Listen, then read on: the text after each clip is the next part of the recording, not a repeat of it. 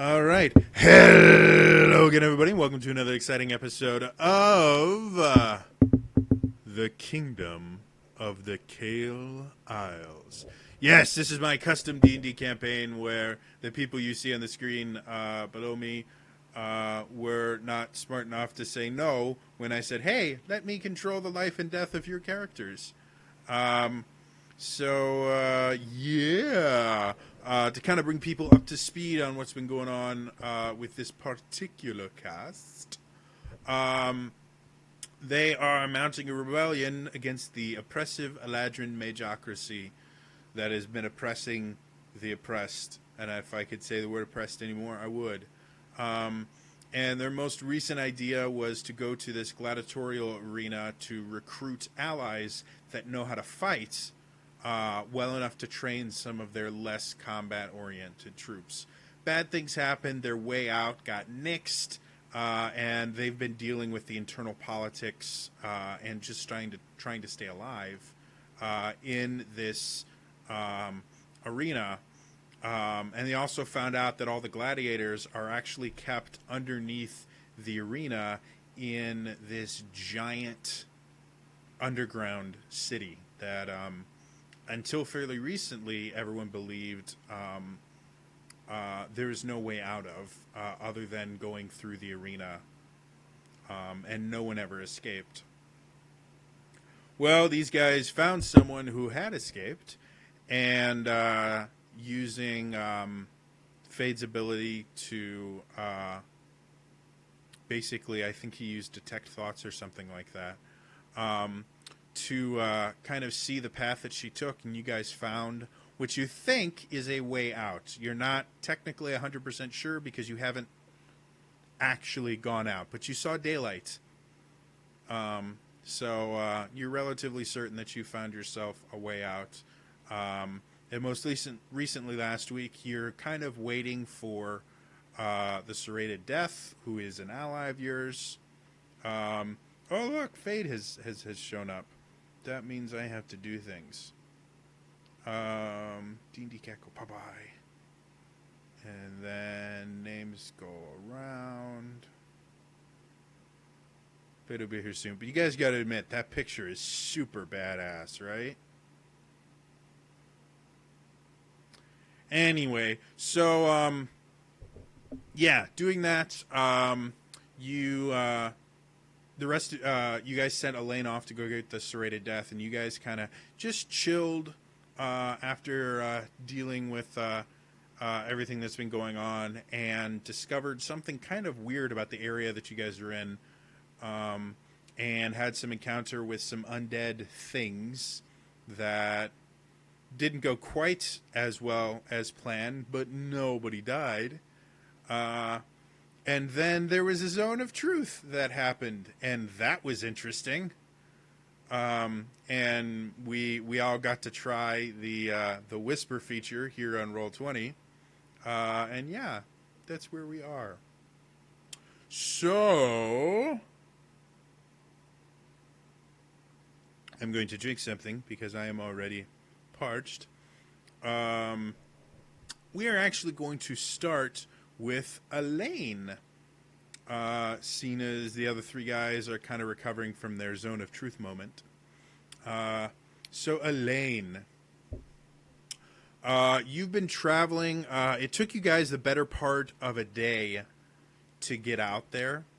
However, with your ability to fly and the fact that you're not just kind of following someone's weird wandering steps, you're actually able to make it back to the part of the underground city that you guys have been living in about like 4.5 hours.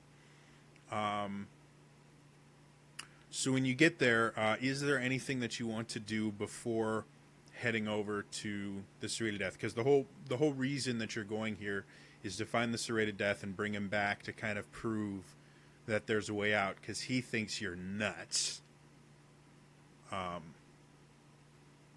Well, I'm not going to argue that statement. However, in this particular instance, you're not quite as nuts as he thinks you are.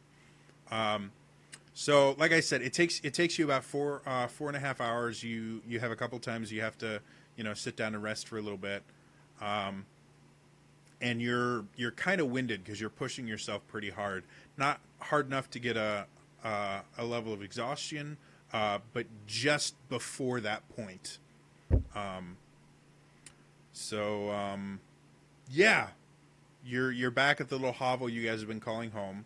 Is there anything that you want to do before heading off to go see the Serrated Death? All right.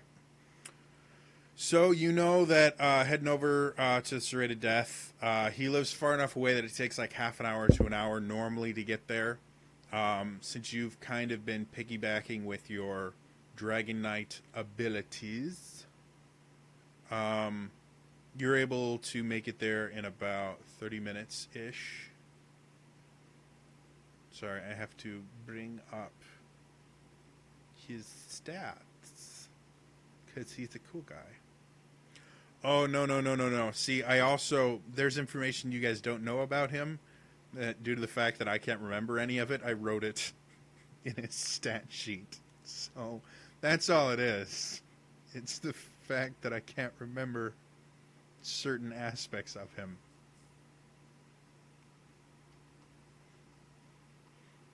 There we go.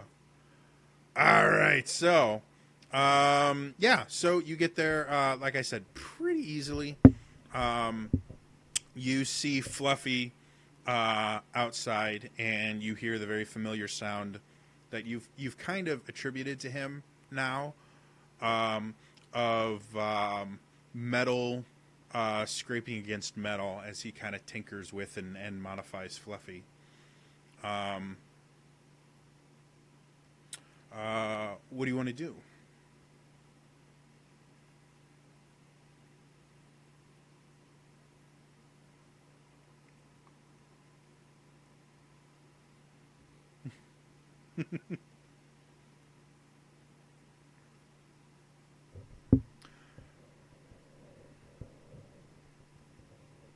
Okay.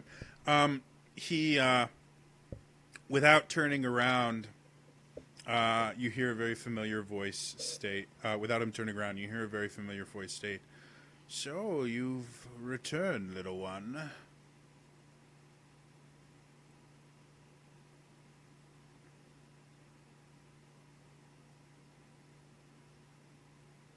And at that point, he kind of stiffens, stops working on Fluffy, and just turn around, and he goes, "What did you say?"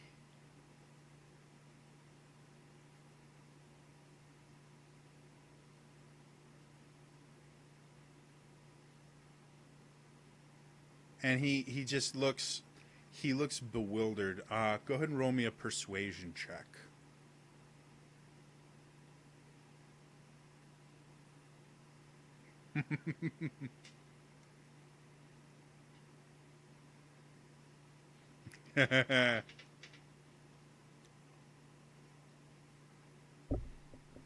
Ooh. I just realized I haven't turned on my light yet. Hold on.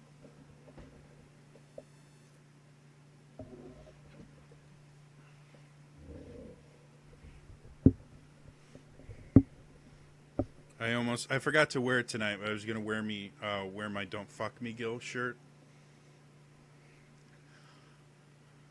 but I I wore it not realizing I was wearing it, and I went downstairs to have a conversation with my mother, and she goes, "So who's Gil?" I go, "Well, Gil's a buddy of mine. He's a really great guy." And she goes, "Really? Does he normally try to?" It's a whole, and I explained the whole thing. And she's like, "Oh," I'm like, "Yeah, I can't actually wear this outside of the house. Um, like I wanted to wear it at the convention I help run, but I represent the convention there." And walking around with "Don't fuck me, Gil" on my shirt, I just didn't think it was a good representation of the convention. Uh,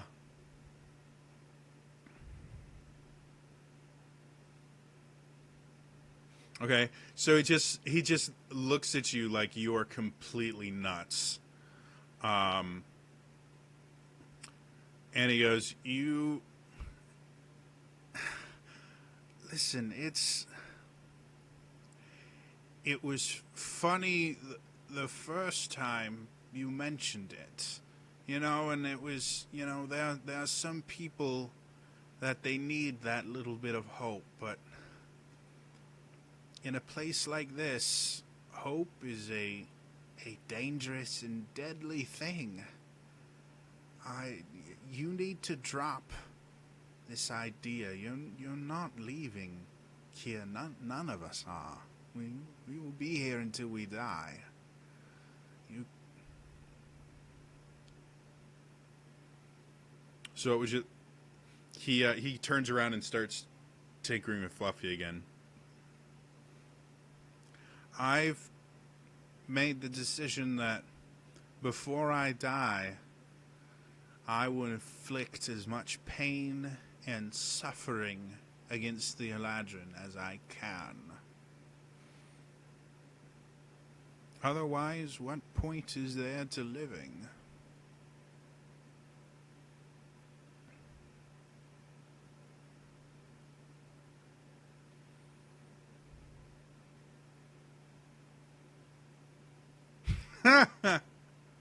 Yes. Yes, a man with a beast made out of spare parts and broken pieces of metal is going to push back the most powerful empire this world has ever seen. You are very funny, my young friend, and I am very sorry that we had to meet here. Despite your heritage, I always hoped you would make it out of the Platinum City and find somewhere nice.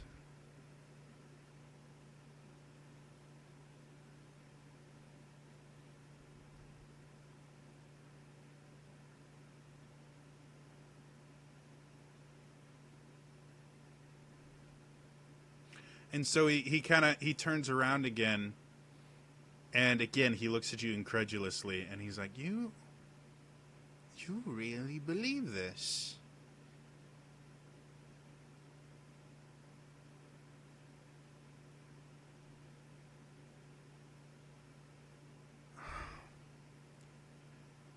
And so he comes over to you, and he kind of grabs your hand, and he pulls you in close. He goes, Listen to me. If I do this, if I come with you, and I can prove to you that this is a fool's errand, that it's not real, you must promise me you'll never speak of this again. The young ones here, they get ideas into their heads, and it makes them act foolhardily. And then people like Scar prey on them. Hope is not a good thing in a place like this. It's not. You can't speak of things like this. It gets people killed. It gets people worse than killed. What?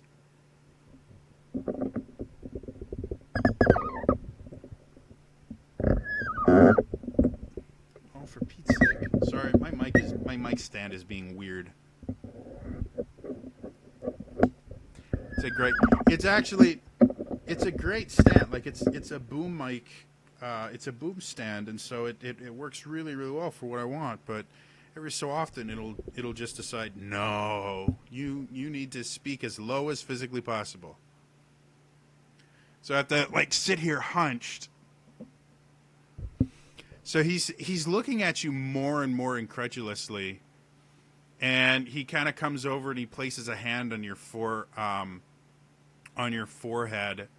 and kind of closes his eyes for a second. You feel wrong. Something is wrong with you.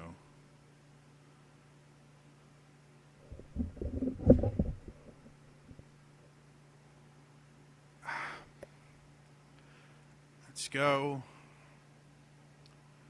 Fluffy, And you see the mechanical beast for the first time kind of perks up, and you stay. If any of Ska's men come around, kill them.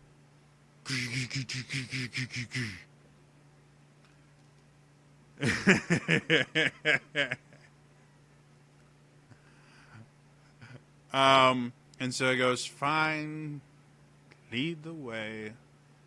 And I'm going to check to see if he actually has anything that will make this go faster. He actually does. Well, he has Expeditious Retreat, which helps him. Expeditious Retreat it's a wizard spell that's basically the oh shit, I need to leave now spell before you get Dimension Door, and it like doubles your speed. But you don't be casted yourself, so it's the spell that wizards keep. So you see him sit there for about 10 minutes, and he tosses you a small figurine carved out of what looks like stone. More likely than not, some of the rubble from around here. And the figurine itself looks like kind of a dwarven woman, middle-aged dwarven woman. And so he gives you this thing. He says, concentrate on that. You're going to need it.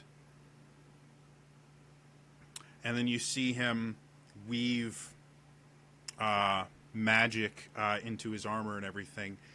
And you can feel in the little figurine there's some magic power in it. Yes, that would be most helpful. Okay. So, again, I think it doubles your speed, and I'm actually going to look up the damn spell, because I've never used it.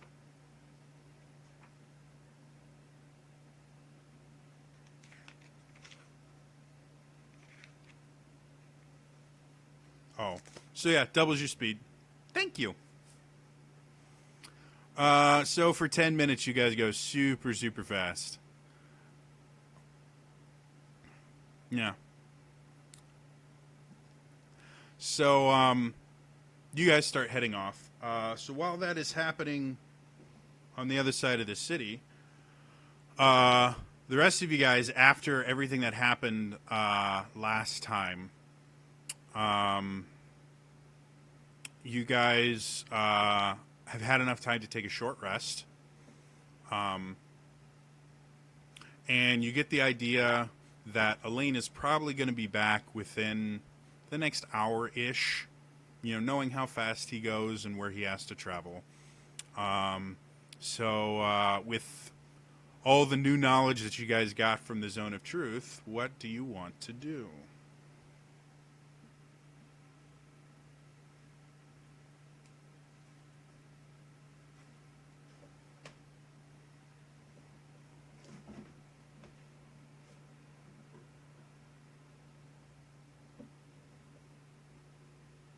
Okay.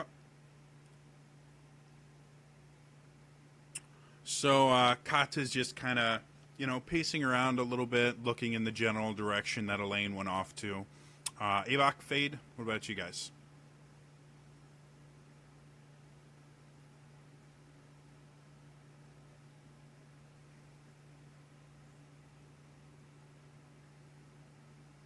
Mm-hmm.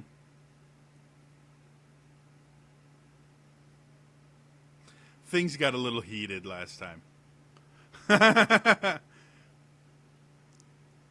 I'm your friendly neighborhood death cleric.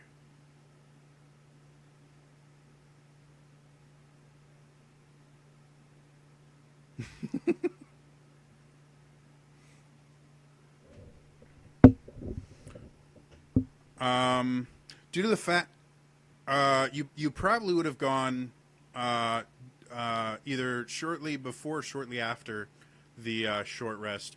You probably would have headed back to the pool, seeing as that's where you're going to be bringing this serrated death. Um, so,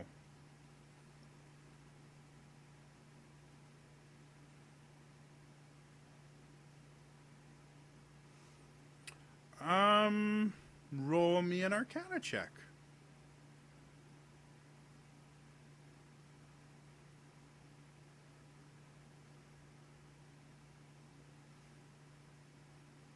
So, you kind of going over what you know and what happened, you get the idea that one of the spells that you cast caused this reaction. And you remember when you had the dispel or the detect magic on, you remember uh, thinking that something was very wrong in that area, and that the weave, which is how you access magic, was somehow absent, um, or at least subdued there in a way. Um, and theoretically, without the weave, you can't cast magic. So the fact that you are able to, even though it's divine magic, doesn't make sense to you still. It's really, really weird, and it shouldn't have worked the way that it did. And try as you might, you cannot come up with a logical reason as to why that happened. You've never, not only have you personally never experienced something like this, but due to your studies and some of the weird experimentation that you were kind of forced to do, you've read texts about very bizarre situations and things like that, and none of the texts that you've read have ever mentioned something like that. Like, that is a truly unique phenomenon you've never seen before.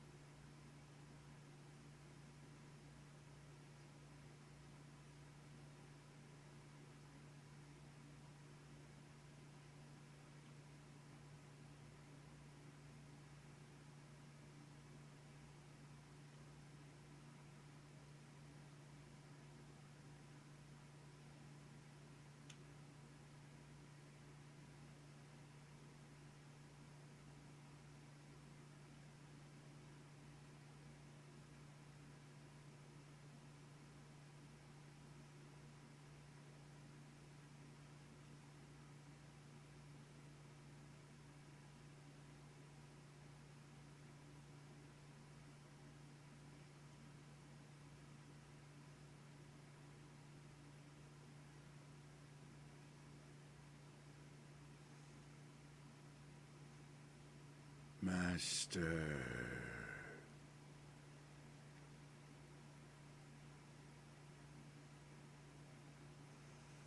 Danger.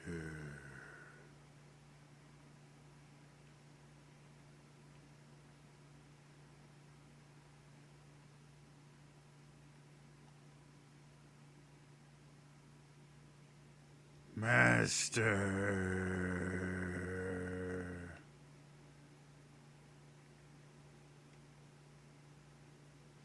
Druid.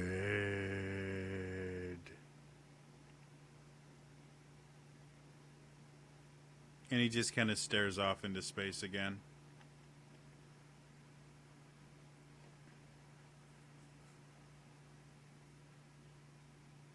Make me a perception check.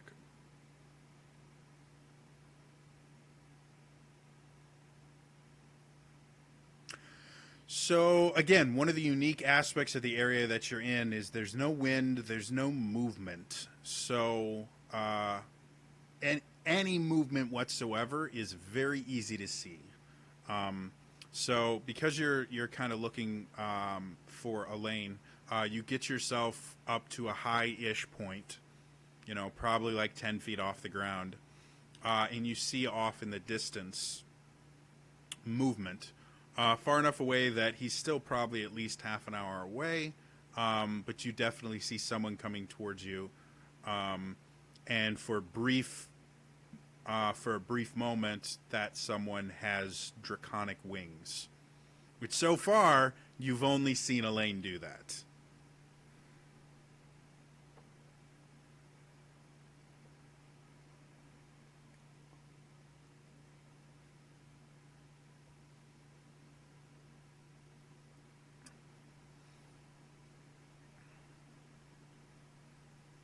Okay. Um, Elaine, roll me a perception check.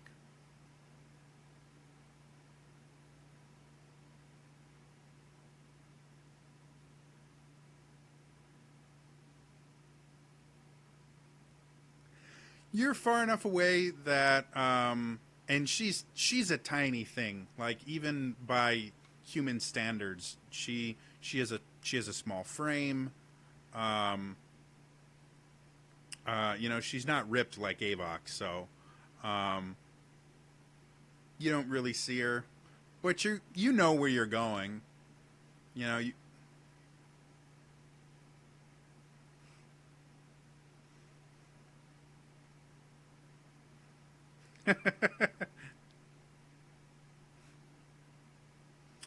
um, so Kata, you don't think he doesn't show any sign that he's seen you, but he's still coming in the general direction. You think he'll probably be there in, like I said, about 30 minutes ish.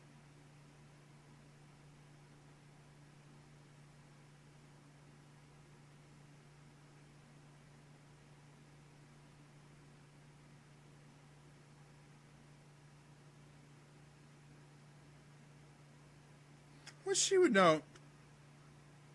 She would know like the rough patch of the time. Again, you were like what, 5 ish before you went into the jungle, so you know you understand the basics of timekeeping. You know, seconds, minutes, hours. Um, you probably, you know, you're never going to be a financial manager or anything like that, but you understand the basics of, you know, I guess it's a Wisconsin thing apparently that we measure distance in time. Apparently they don't do that. Oh yeah, they're 30 minutes away. Oh yeah, they're 45 minutes away. Um, so if you want more of a distance, because you would know distance better than time, you'd say they're probably about 2 miles away, ish, a mile to 2 miles.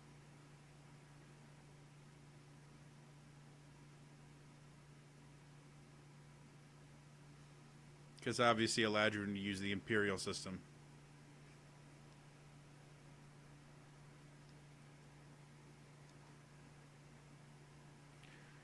Look at all of those meters. Many, many meters away. Oh, you rest of the world. You guys got about half an hour. Anything else you want to do? Or you're just going to kind of chill? Oh, Kata, make me another perception check while you're up there, by the way.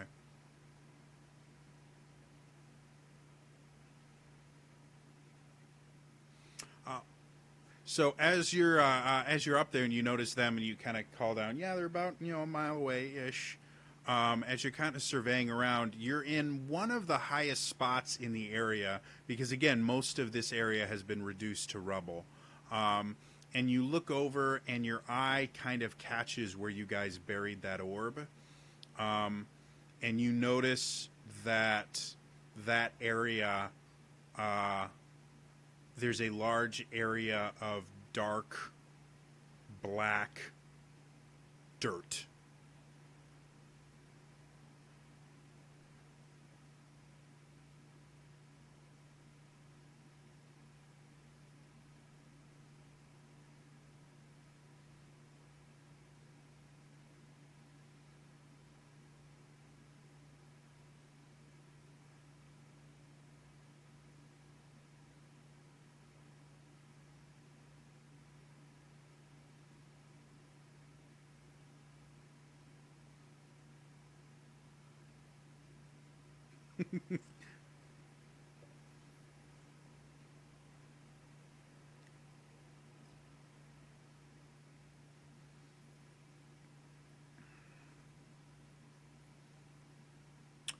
So, again, the rest of you guys got about half hour. What do you want to do? Just chill.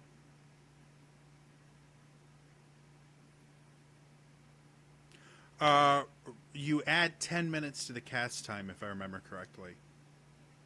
And then, yep. It just, the, in game, what basically happens, instead of you, like, gripping your holy symbol and casting it, you actually perform a ritual. You draw designs on the ground and, create an offering. It's a full ritual, and that's why it takes 10 minutes longer. Um, does that have the ritual tag on it? Because the spell actually has to have the ritual. It has to say it can be. Okay. Sure. What does that spell do that I don't remember?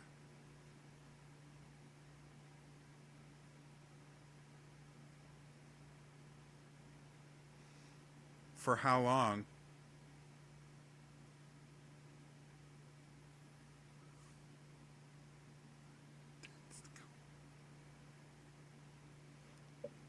That's cool. I gotta.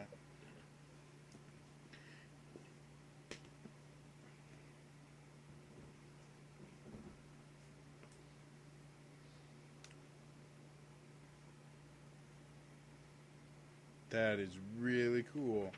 I was not aware that was a spell. Now, one thing you would be aware of is there's not really a ton of stone large enough for you to merge with here. Like the ground beneath you is dirt, not stone. So,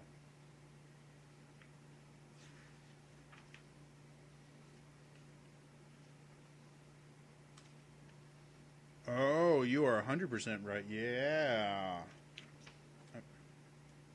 I want to just actually look at this meld into stone. That is super cool.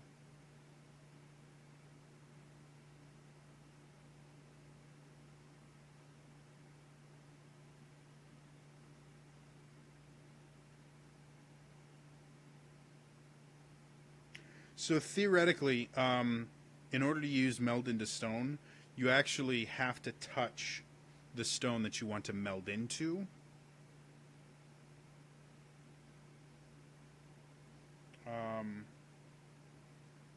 Because it does say you step into a stone object or surface large enough to fully contain your body, melding yourself and all your equipment you're carrying with the stone for the duration. So, I'm just checking.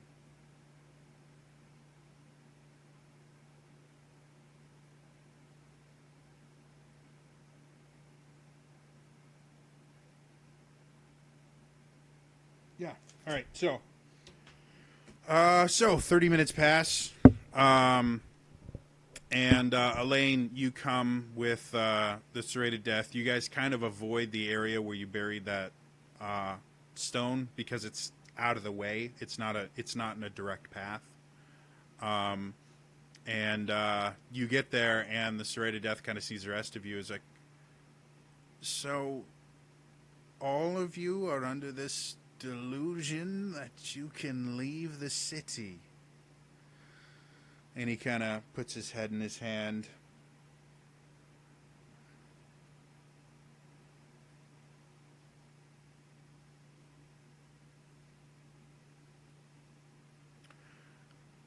So as Elaine's talking, he kind of steps in front of him. He goes, listen, I understand. I was new to this place once as well. It can be overwhelming to think that this will be your home until the day that you die. But delusions like this are not good for you. You must give this up. You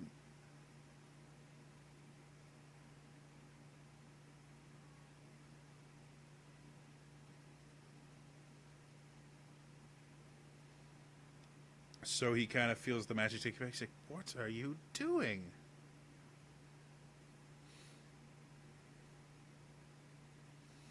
And as you guys walk over, the pool itself is still stagnant, so it's not healthy water. It just doesn't look like deadly anymore.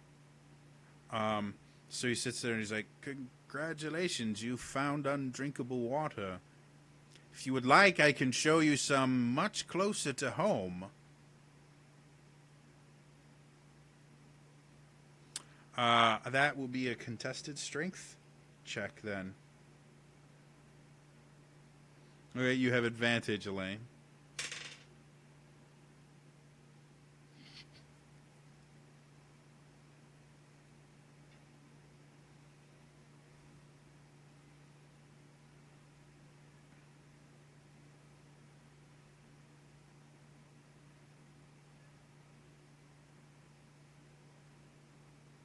Okay. So Kata kind of dives in and changes into a reef shark.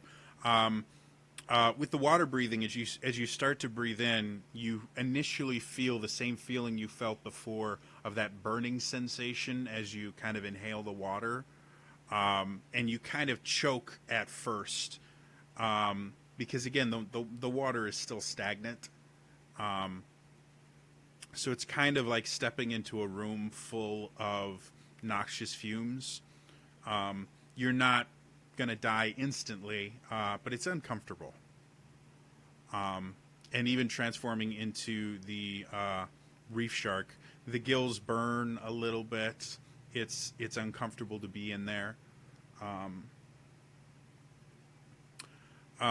so Elaine, what'd you get?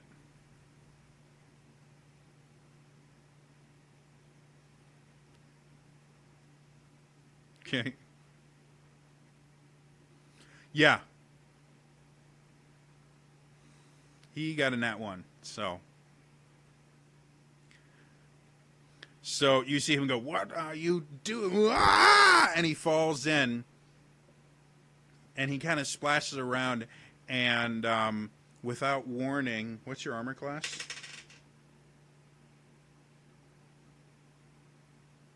Oh, it doesn't matter.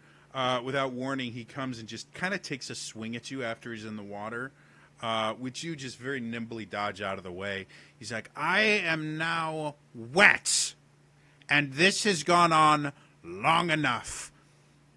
And then as he's sitting there kind of arguing with you, he kind of looks over and he sees the undead corpse of Scar walk forward and kind of wave at him. He goes, "What the hell?"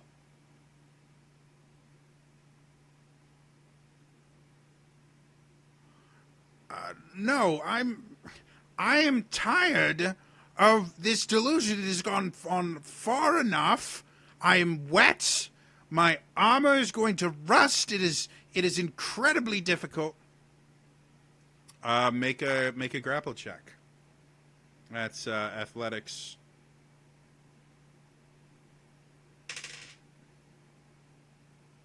My God, did you guys know there's double digits on the D20? Cause I don't.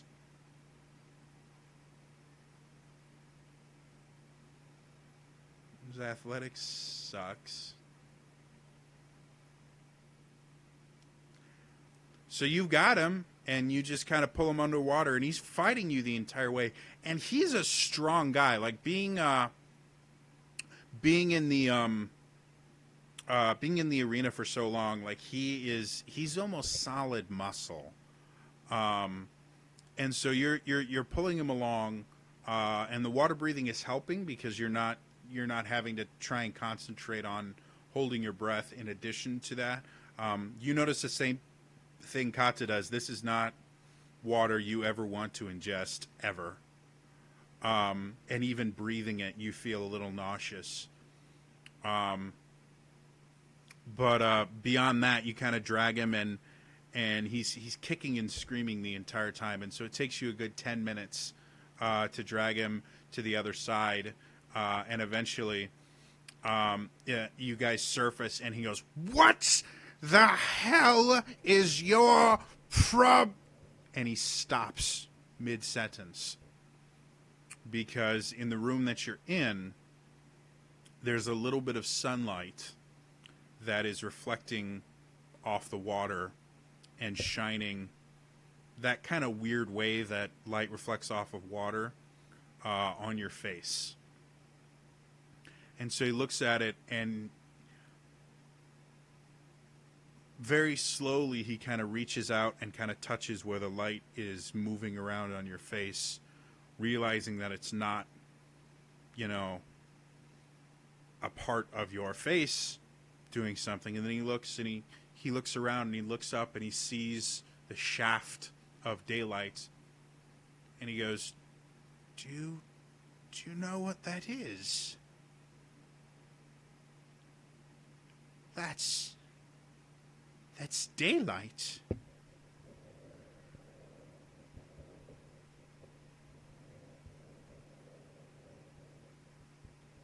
And you see his face go pale. You actually found a way out.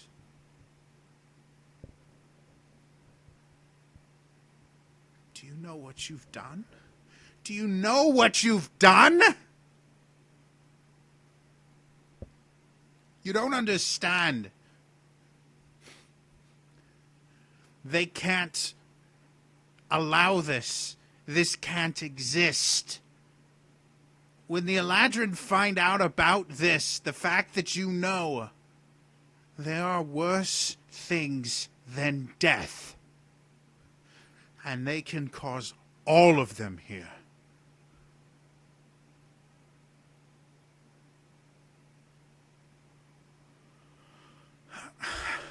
I understand your struggle, but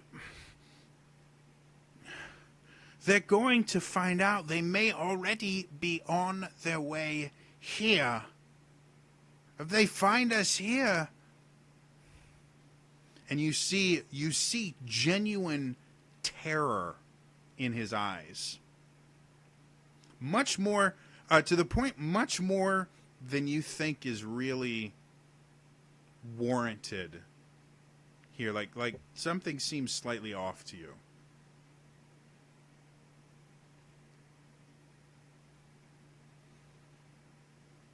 Make me an attack roll. I can't remember what his armor class is. See, this is why I have a sheet for him.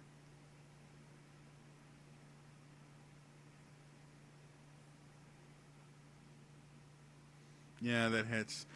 So as you slap him, he turns and almost on instinct, his mechanical arm switches around, and you see the serrated blade that he got his namesake from come swinging towards you. What does he do? That's a nat 20. See, there are double digits on there. It's 8 plus 3 is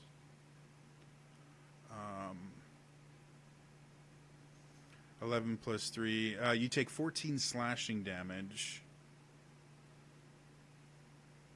As he comes around and just takes a swing at you after getting hit, and then he kind of realizes what he did, and he's like, don't do that!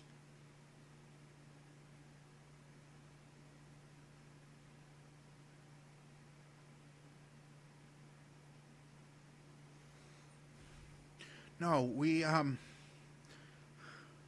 here's what we're going to do. I have a concoction. I can use it to close this entrance. We can pretend like it never happened. And you see his arms start clicking away, and you see a familiar concoction come out.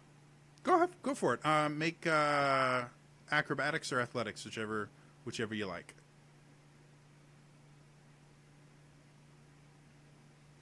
Good enough. He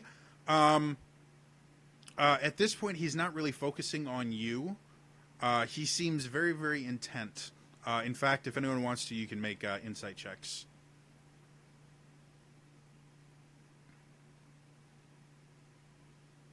Okay. Okay.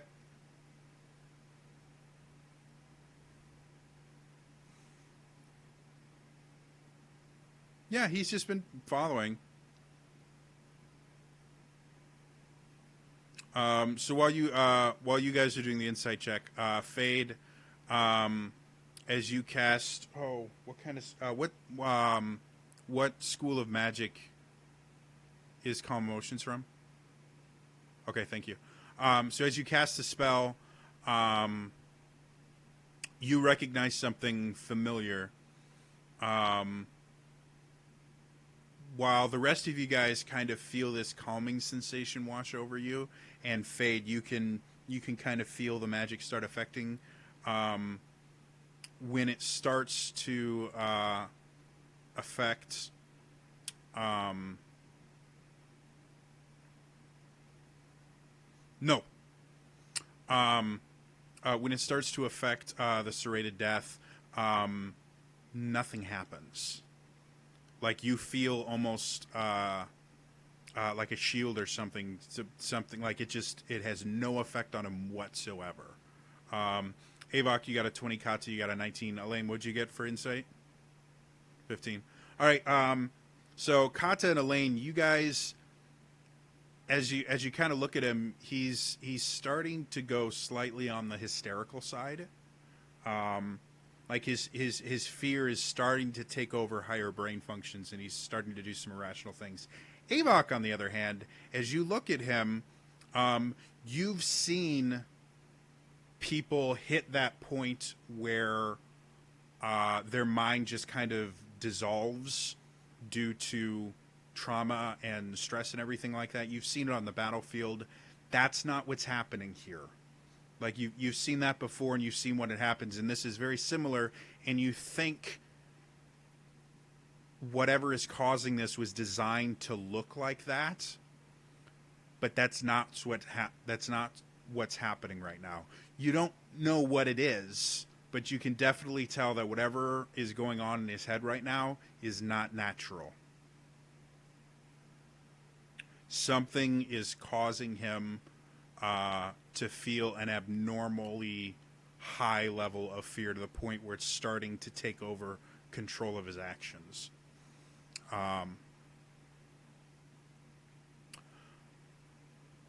So, Elaine, you're relatively quickly, again, because he's a little bit out of sorts, you're able to kind of catch him, and you see in your hand you have this vial of strange looking like orange liquid in a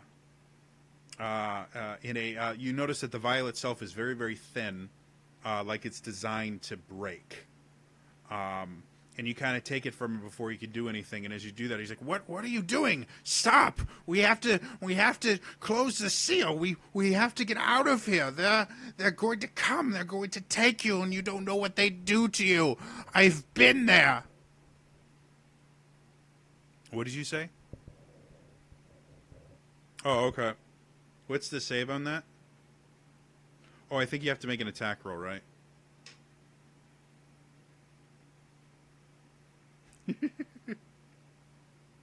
That works.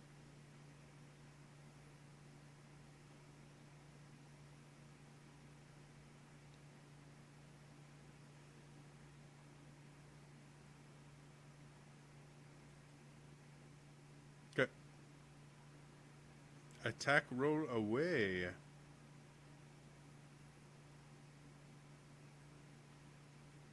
Yeah. So, Dex plus proficiency. Yeah, that definitely hits. So he's sitting there and he's becoming more, and you throw this ball at him, and he's instantly wrapped up, and he starts sinking below the surface because he can. No one. Well, he can still breathe. Like, you guys still have water breathing on, so him floating down isn't going to really hurt him, except that he can't sink. Okay.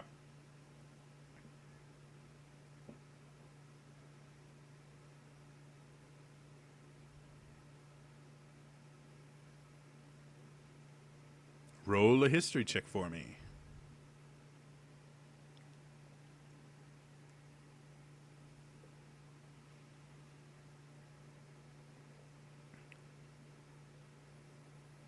No. This is the first time you've seen this. With your very limited interaction with humans in general, you have seen animals that get to a state of such heightened fear that they start to, yeah, an extreme version of that. They kind of lose their ability to think and everything, and they turn into pure reflexes. Yeah, that's kind of what you're seeing here is this kind of fight or flight mechanic, and he's fighting against the bands. He's not really doing all that well against them. Wow. So, if you guys are wondering what a 1 looks like on a die, that's all I can roll today.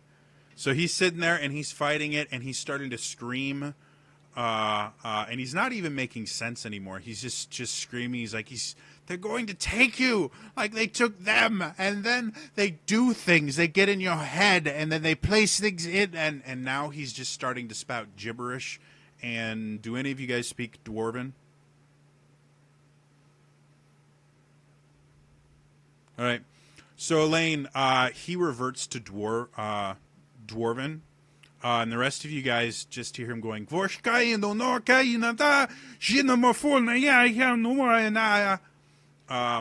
Elaine, you can hear him saying things like, they take pieces out of your head and they put bad things. Like nothing he's saying makes sense anymore.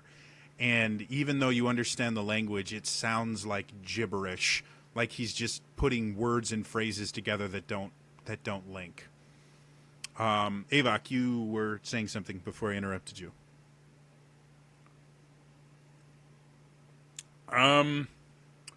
You remember that he's a pretty hefty guy, and you think that rendering him unconscious without some sort of magical assistance is going to take a lot.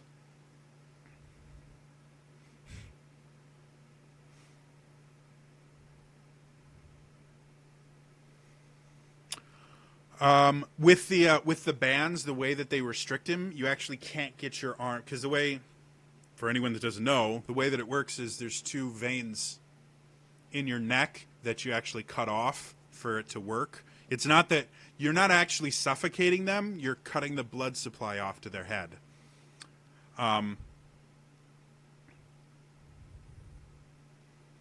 So it just, the way that he's bound, there's no way that you can get your arm to a place that you could render him unconscious that way.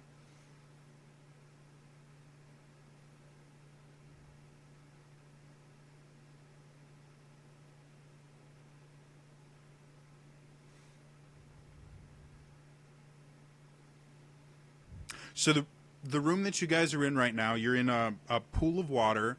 There's a rock. There's rock all around you, and about roughly 50 feet up is an opening that sunlight is pouring through. And based on the kind of color and direction of it, you guys get the idea that it's probably midday-ish, maybe afternoon. But yeah, there's a 50-foot rock climb in order to get to a point that you could actually get out. Now the rock is very rough and jagged, so there's lots of handholds and things like that. So it's possible you can do it. It's just going to take some effort.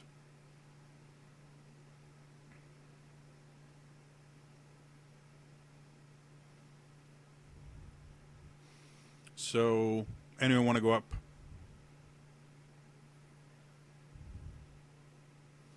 Okay. Make me an athletics check.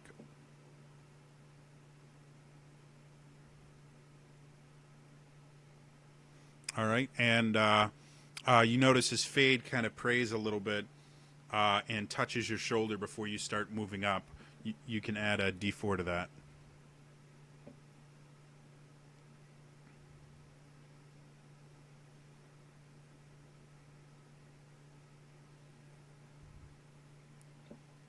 Guidance is your friend.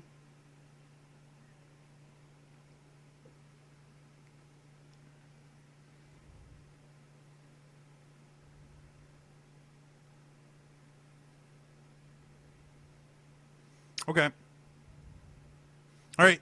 So you guys watch as Kata starts to climb, and your experience living in the jungle and climbing trees and things like that, this is actually the most natural you felt since being in this city. You've never been underground before, but climbing and moving towards sunlight, this is something you're good at. So you guys watch as Kata kind of skitters up the side and takes kind of a weird route to your guys' eyes, because she goes to the left and then over a little bit, and it just doesn't seem to make a whole lot of sense until she gets higher up and you watch her her foot slip just a little bit, and a rock goes down and a portion of the wall that would have been more direct crumbles, that she avoided just naturally.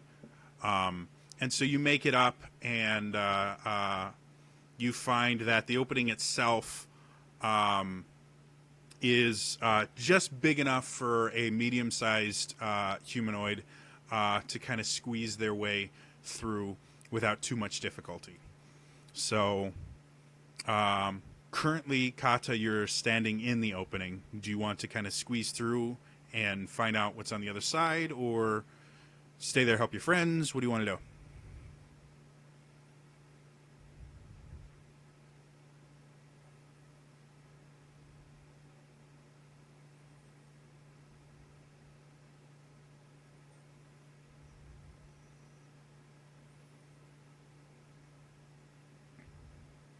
Okay.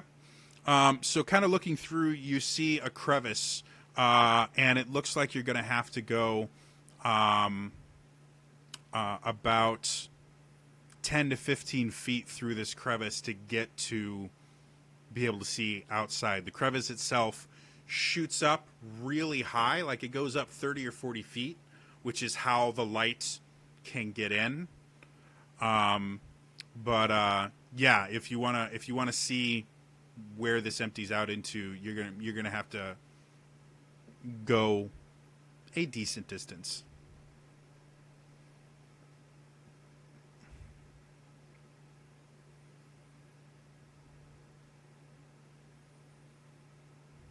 It's not going to take a roll. It just means you have to. It's just you squeezing through a tight passage is all.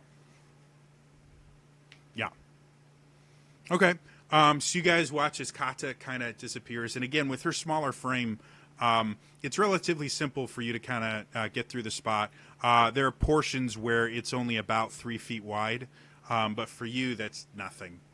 And a few moments later, you step outside, and for the first time in you guys have probably been here for what, a week now ish, maybe a little less. You step out into the light, and the first thing you don't hear is a crowd. You're generally used to step out to the light, large raucous crowds screaming things at you, and you don't. You kind of look around and you see buildings of elaborate design. You've seen things like these before from at the City in the Jungle when you were very, very young. As you look around, you notice that you're in kind of a very tight alleyway.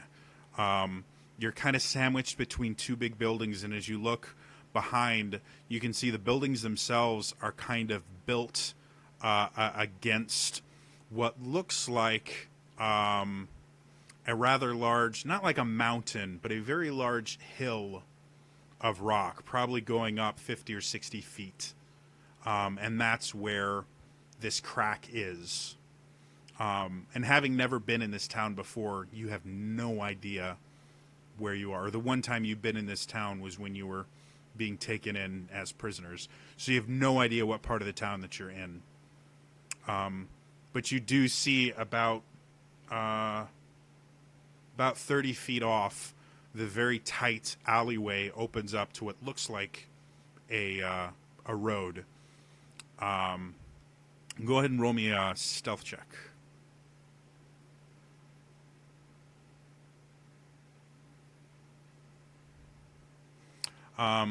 So as you're sitting there, you see someone moving outside, and they kind of just casually glance, and just pure reaction, you kind of press yourself up, and they just kind of glance down there and continue walking. But it was a human male, dressed in very kind of loose garb, the kind that you would expect to see in like warmer weather. Just walk past. So obviously there are people out here. You can see in the alleyway you are, there are no windows. You do see a couple holes in the buildings that face into this very small alley. So what do you want to do?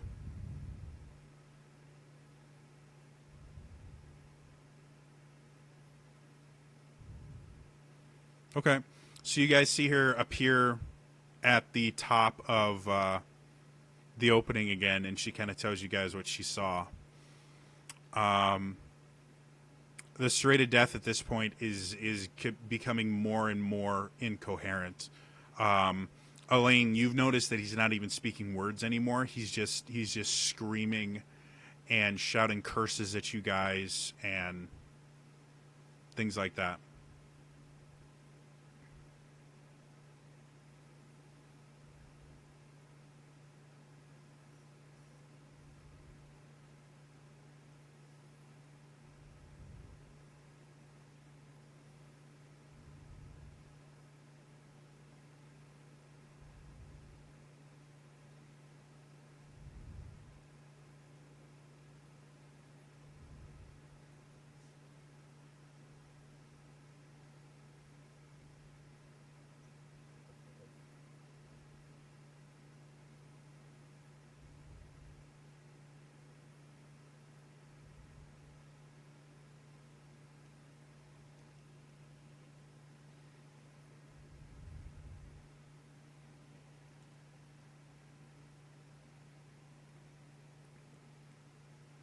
You have no idea.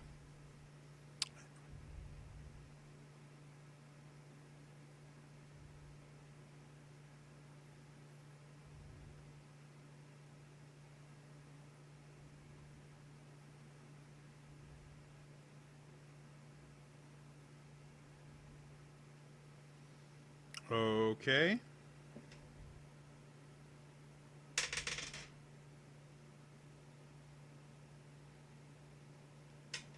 All right. So, have you ever used detect magic before? I think this will be your first time, right? So, the first thing that happens is your vision changes, and as you kind of look down at your friends, they're technically outside the range of detect magic because it's only 30 feet. So I assume you just kind of you get the idea that you can climb up and down that cliff 100 times a day if you want. Like you know the path to go. You're fine now.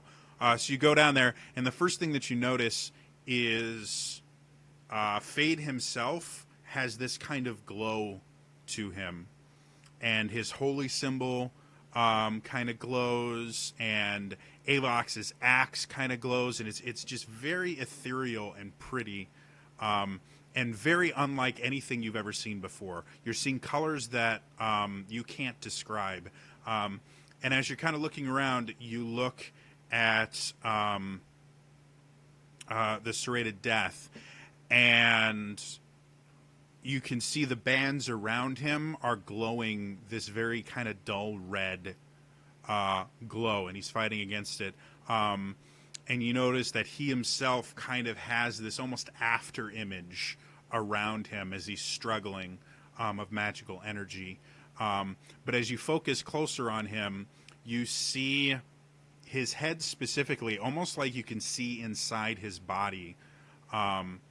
You can see this point of to you it looks like something rotten. Like in the only thing that can kind of make sense to you is you've seen like rotten animals that have gotten infected wounds and things like that, and they get rotten and covered in yucky stuff, and they get black in that and begin to necrotize. The color of this pinpoint of light in his mind, inside his head, looks like it's necrotized. It looks like he has something like an infected cut or something, is the only way that your brain can process it, because this is an entirely new experience for you.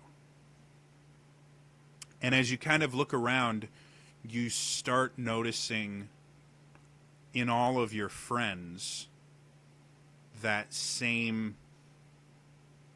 in that same place, there's this little pinpoint of light, not nearly as well defined, much fainter, and a slightly different color, kind of like a wound starting to get infected, where you can start seeing it's getting a little bit red, it's getting inflamed. Again, in your mind, that's the only way that you can kind of understand this, is that in his mind, he has an infected, necrotic wound, and all your other friends, their wounds are starting to become infected. And normally this would be where, at least with your friends, this would be where you would get clean water and, rinse it out and keep it dry and things like that. Like, that's what you learned in the forest.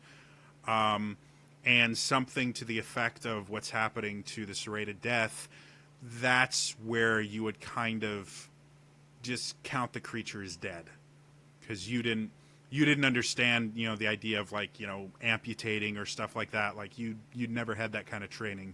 So if a wound ever got infected to that point, that creature was technically dead to you.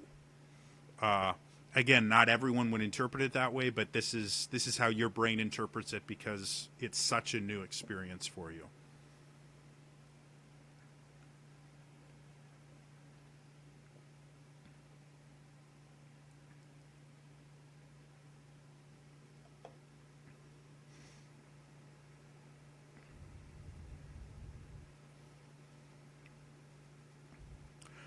While she's saying that, Fade, you feel something that makes you jump out of your skin until you realize what it is. You feel this kind of sick, slimy hand close around your shoulder.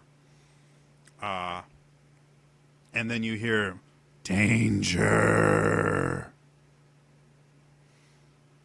And you realize that it's Scar, and he's covered here like before.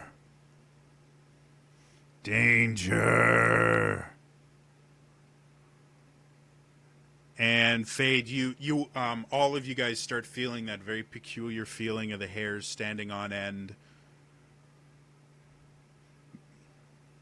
You guys get the idea that you probably have maybe about 2 or 3 minutes before the field. The weird thing is the field is far enough out that you can't see it forming. But you guys get the same feeling that you felt before. So you stop doing that, and your vision kind of goes back to what, Fade is not nearly as psychedelic as he used to be. You guys, like, the temperature itself starts to get a little bit, not colder, but clammier, which is weird, seeing as the fact that you're all wet, but just something about, like, you start feeling slimy and wrong. What do you guys want to do?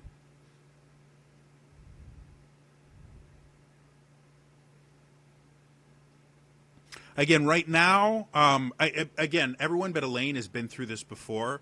You think you've probably got about 3 minutes before bad things happen and you have to defend yourself from whatever is going on. But 3 minutes is normally, like, if you could just run to the edge of it, 3 minutes would be so much more time than you need. And you know it generally only will affect, what was it? I think it was a 50-foot diameter, I think is what I said last time, or 60 foot. So you get the idea that you have 3 minutes to move 60 feet away from the place that you are before you get trapped. The room that you're in, the pool itself is roughly, it's a weird shape, but it's roughly about 30 feet in diameter. So you get the idea that if you want to get out of this area to somewhere safe, you're going to have to go back through either go through into the city or go back through the underwater cavern and get out on the other side.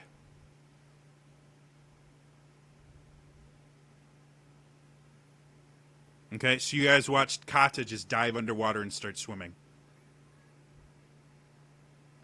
Yeah, Elaine, you've never seen this before. This is new for you. You feel the hair on the back of your neck stand up. You start feeling the thirst that you felt before comes back tenfold to the point where you almost you actually reach because Kata's you're all relatively close, but Kata's the one that or actually choose even or odd. Cool. Avok is the person that is closest to you that's wearing the least amount of armor. And so you instantly kind of grab out and just kind of put your arm on him, start leaning towards him to try and bite him before you just kind of shake yourself out of it. Avok, you watch as Elaine just kind of goes, and then catches himself. But yeah, this is a really bizarre feeling. And then you watch Kata, say, get out of here, and dives and starts swimming. What do the rest of you guys do? Okay. Yeah, Avok's a little bit stronger than you. Between the two of you guys, you're able to swim. I'm assuming Fade you follow. Okay. So you guys, by the time you get to the other side, you can see the barrier starting to form. Elaine, you've never seen anything like this. You can see what looks kind of like a wall of just opaque energy. Like you've never seen something like this before, and you see everyone else just kind of running towards it. The longer you're in the area, the more you start feeling this incredible thirst. And then you start realizing that you can feel this thirst moving. And you start realizing that the thirst that you're feeling isn't coming from you. You can actually sense what feels like three creatures or three entities moving around with this insatiable thirst like you have starting to come towards you guys.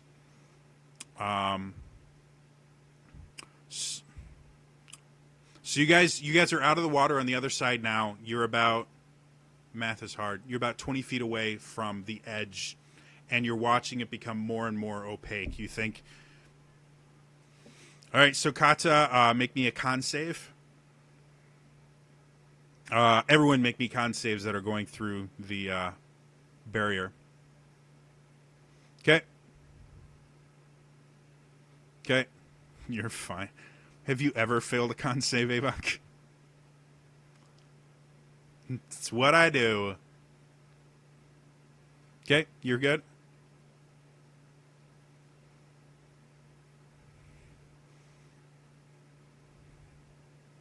Okay.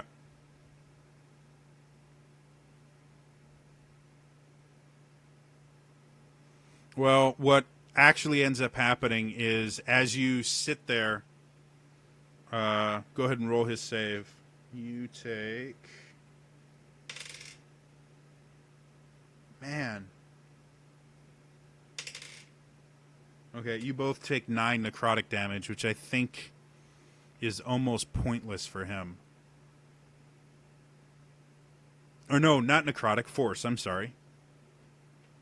Sorry, that's how the spell works. Or rather, the trap. So as you guys hit the wall, the rest of you guys, as you walk through it, you feel that very strange out-of-body experience that you felt before, but you pass through it without too much difficulty. You guys watch as Fade hits it. You see this grimace of pain on his face as he just tries to fight through it, and you see Scar the same way, just fighting through as hard as he can, and they make it through. You both have a level of exhaustion. But you make it through as it solidifies. And Elaine, once you get out of that area, the thirst becomes much more manageable. You don't feel it anywhere near as strong, but you can still sense 3 somethings in that area moving around. And it's very bizarre.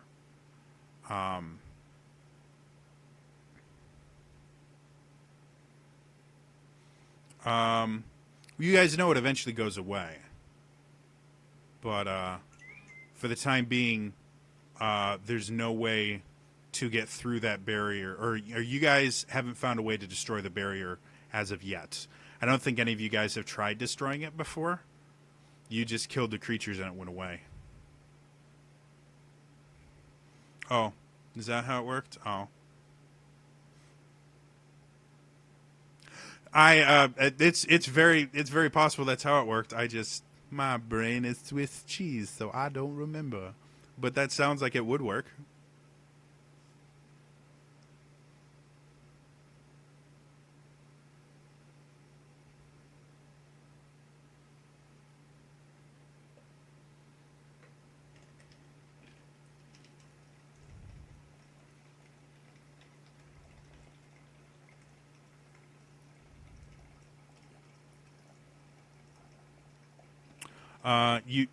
You see. Oh, I should probably roll him.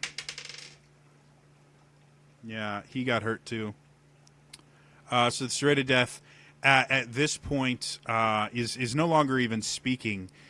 He's just kind of shaking and mumbling. You can see a little bit of foam at the sides of his mouth.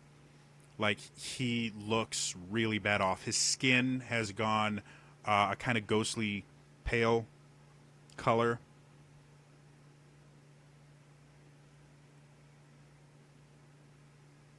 As that happens, he just collapses to the ground, just kind of shaking and mumbling to himself. So what do you guys want to do?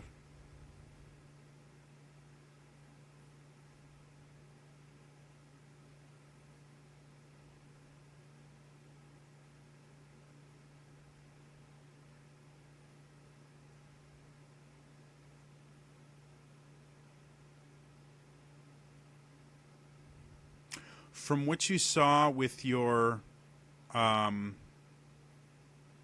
detect magic, you don't think lesser restoration is going to fix what's wrong with them.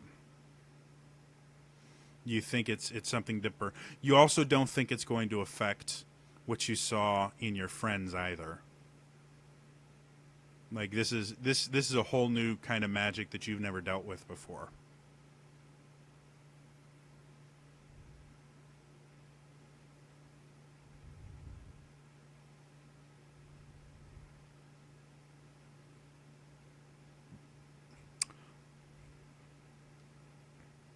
So you guys no longer feel that you're in danger or anything.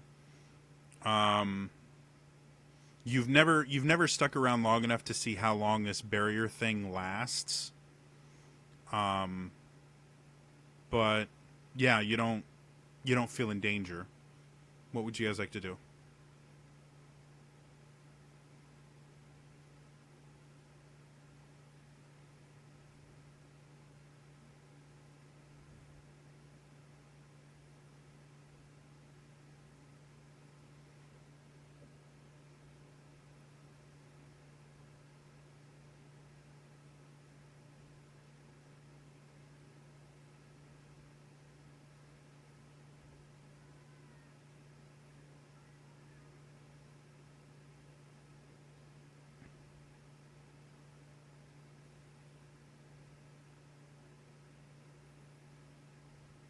Well, she was kind of preoccupied with the taste of freedom.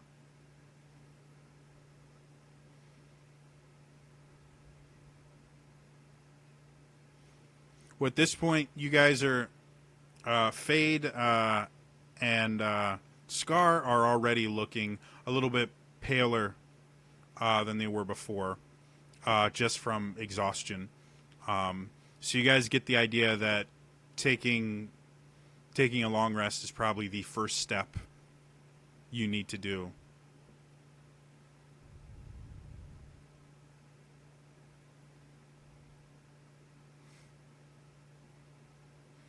So, what do you guys want to do? You want to move off a little ways and make camp, or what? Okay.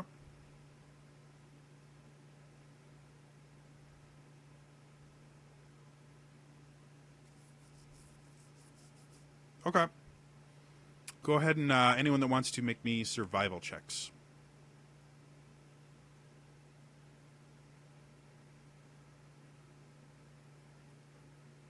Okay. Anyone higher than a 20? Kata, you have no problem finding. What you eventually end up finding is a basement. One of the buildings here had a basement that is mostly intact. And so you find a little crack in the foundation, and you guys are able to kind of go in, and there's only one way in or out of this particular place, and it's through the crack in the foundation. So you think you'll be relatively safe there. You get the idea that like building a big fire or anything like that probably wouldn't be a good idea because there's nowhere for the smoke to go. But beyond that, you're safe.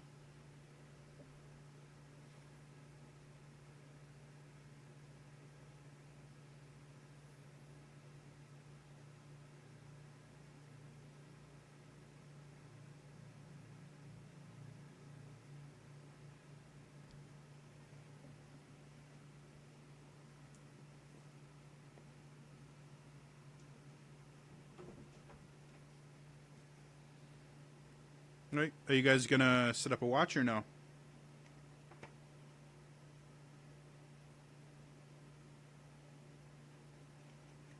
All right. Who's on first watch?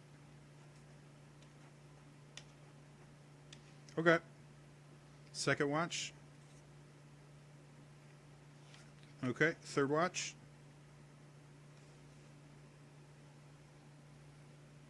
Oh, Kata. And then Avok, you want to take fourth watch? Okay. Fade, roll me a perception check. You can have Scar roll a perception check too.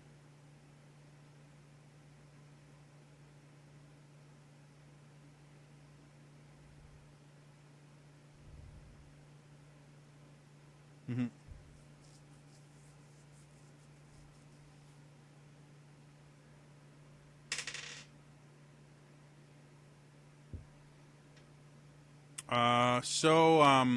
Throughout the night, you're kind of studying Scar, figuring out exactly why, because you know how the spell you use to create him is supposed to work. You know it very, very well. You've never seen this happen before. So you spend most of your watch just kind of being the scientist that you are. You're examining him, trying to, and you completely forget about the fact that you're supposed to be watching for things coming. But nothing happens during your watch. Elaine, give me a check.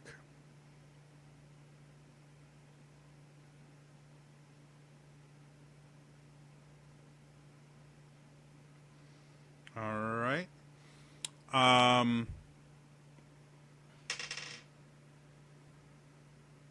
Your watch is very boring. And you actually watch instead of, looking at an undead creature. Roll me a medicine check.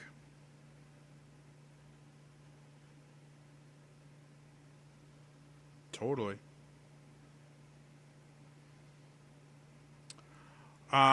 Looking at him, you don't know. He doesn't look good. Kata, roll me a perception check.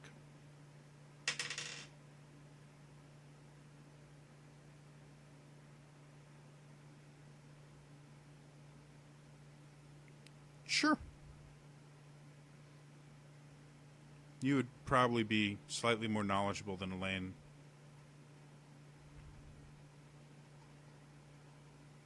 Your watch is boring.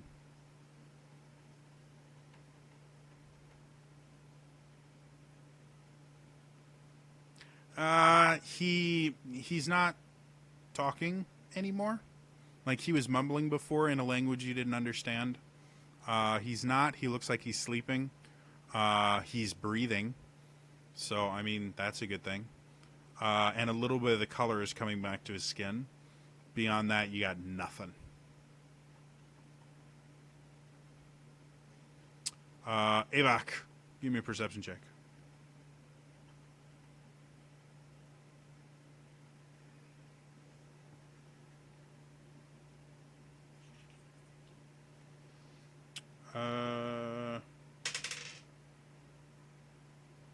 Your watch is boring. Unless you would prefer it to be not boring, and then it can be a pain in the ass. I have a few things I haven't thrown at you yet.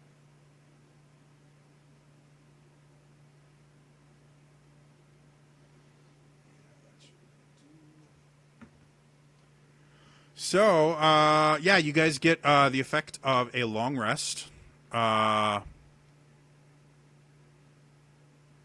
Yep. Fade. Anyone that has a level of exhaustion, it goes down by 1. So you're still, Fade, you're still feeling a little bit, but you're feeling better. When you guys wake up, you notice that the barrier is gone. Elaine, you no longer feel the thirst anymore. You notice that the serrated death doesn't wake up with the rest of you guys.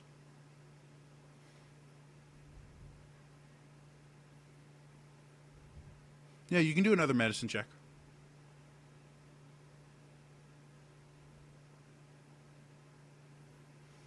He looks like he's in just a very deep sleep. You've seen similar things like this happen when somebody exerts themselves a lot, and they're out for like 12 hours. That's kind of what you're reading. Again, more color has come back to his face, but he is out like a light, and you seriously doubt waking him up. You don't think like he's in a coma or anything like that, but you seriously doubt waking him up is going to help at all. Like if he was conscious, he would probably be next to worthless.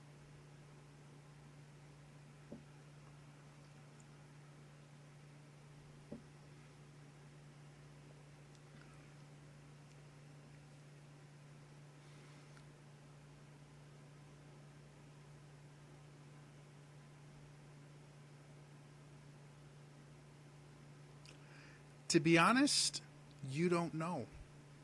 This is such new territory for you. What you saw the day before, you've never seen before, and your brain didn't really know how to process it, which is why, in your mind, he has a wound that has started to necrotize in his brain, a magical necrotic wound. You do get the idea, because this is a spell that Fade uses all the time. If you talk to Fade, he might be able to understand it better than you, because in your mind, you've seen wounds like that. It's a death sentence. They're going to die. That's always what it's meant for you.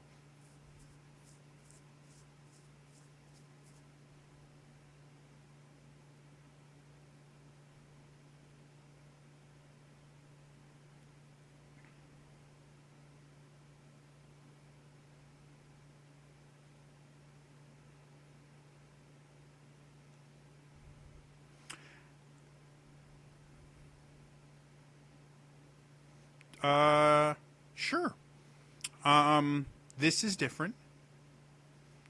From what she's describing, again, you are very used to using detect magic. It's kind of second nature to you at this point. You use it all the time. Having someone else describe what they saw using detect magic is a new experience for you. But again, you're a very analytical person, and so you kind of think back. What it sounds like to you is some sort of enchantment style magic, something from the realm of enchantment magic, is affecting all of you, and it's affected the serrated death the most. And due to the fact that you have, for lack of a better term, you have perversed basically every school of magic you can into using it for necromantic purposes, you get the idea that what's happening to you guys, this enchantment magic has been perversed by something. It's different than any of the magic that you dealt with, but again, you're a divine spellcaster, not an arcane one, so... But that's kind of the feeling you get from this, is that you're all being affected by some sort of enchantment-like effect, and he has the absolute worst of it. And through just basic reasoning, he's been here 9 or 10 years. You guys have been here a week. It makes sense that...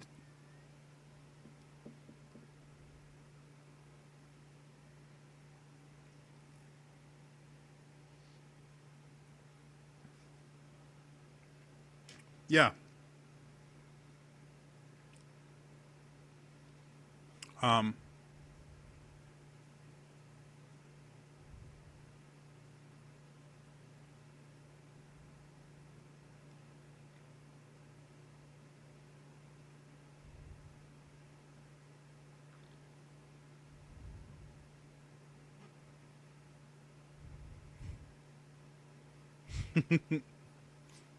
you guys learn. Um, and what are you using it on?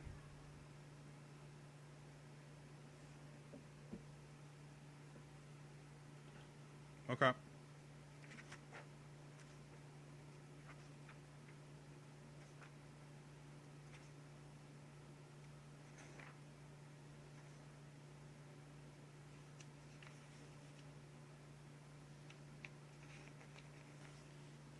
Okay, let me just very quickly...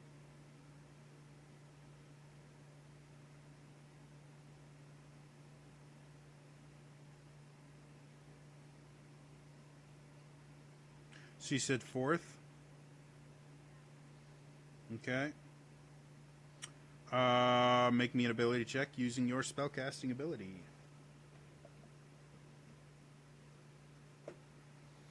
Yeah, Kata's helping you, so go ahead and just make a straight up check.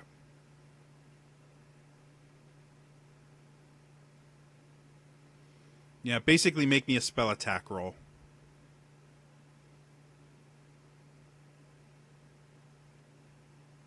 Okay. So as you're sitting there, you guys watch as Fade's eyes kind of glaze over, and his holy symbol starts to glow. Fade, you've cast detect magic or dispel magic before, and it's normally a very simple spell. You sit there, you cast it, it either works or it doesn't. It doesn't work that way this time. You get to a point where you're kind of focusing on him, and kind of similar as to if you had cast detect magic, you can see what it is that's affecting him. And as you sit there concentrating on it, it's almost as if there's a parasite in his head with all these tendrils linking to different parts of him and connecting it to it. And so as you sit there and attempt to sever these tendrils, your first attempt, you kind of reach out with your mind's eye in there and attempt to remove one of the tendrils, and you see whatever this spell is reacts like it's alive, and it starts to kind of like writhe and wriggle. The rest of you guys, as Fate is sitting there completely motionless, just kind of focusing on this, the rest of you guys watch as the serrated death gets this expression of pain, and he kind of cries out for a second.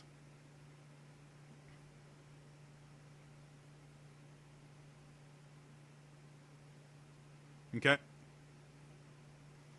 Make me another. What I'm going to have you do.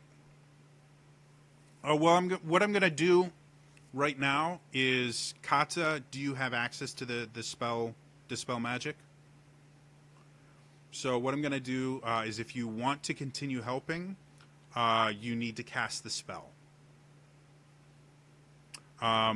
So as you cast it, you start to kind of see something similar to what you saw before, and you instantly, because of what happened before, you instantly kind of recoil, and then you see Fade kind of standing next to you, despite the fact that his body is over there.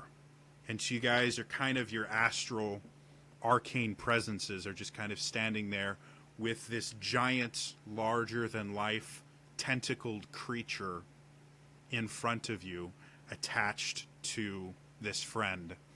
And you've seen Fade kind of go over and attempt to, using kind of an arcane blade, attempt to sever one of these things.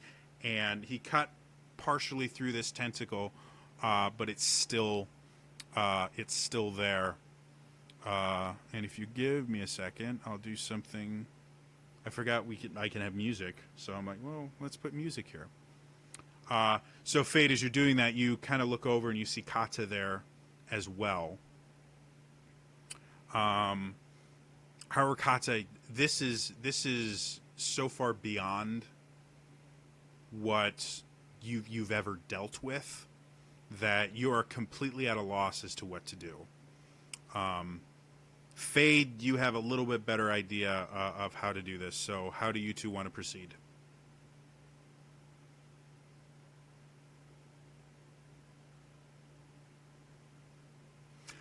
You don't need to cast the spell anymore.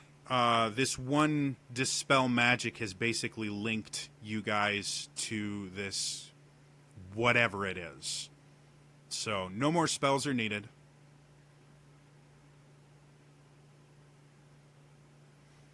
Yep. You guys can both kind of see your arcane essences, almost like you guys have gone to like the ethereal plane or something similar to that.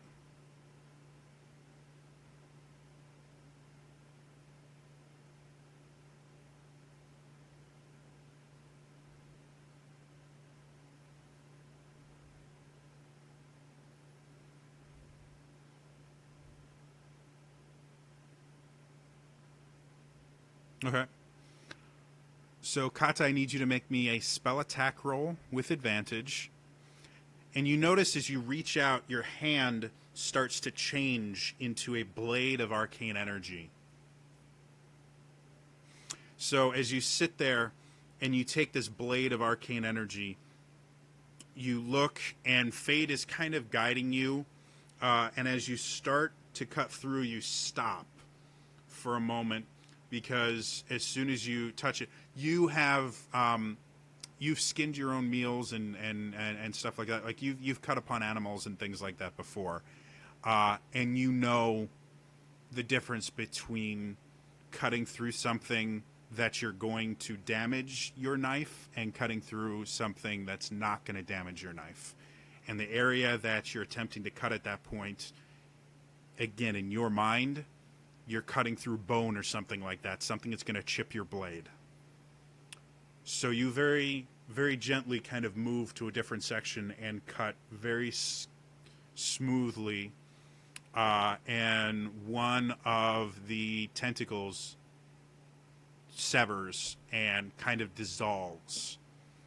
You guys see that there are 3 more in there. Avok, as you're sitting there holding him down, you feel his muscles tense for a moment, and then he relaxes a little bit.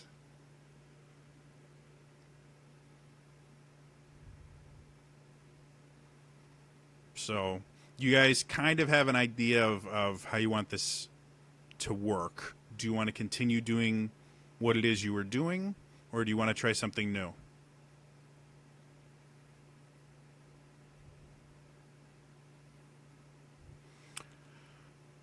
Nope. The only thing, it's kind of like you guys are have kind of shrunk down and are inside his head right now. Mm-hmm.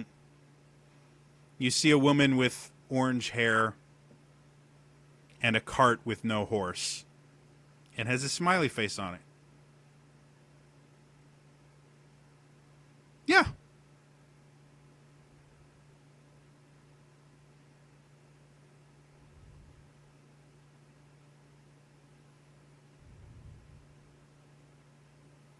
Mm-hmm.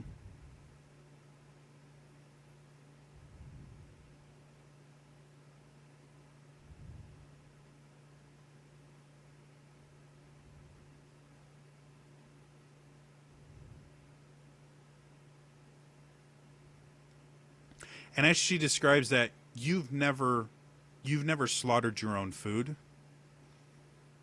And so at first that sounds really, really weird, but you have cut up corpses before.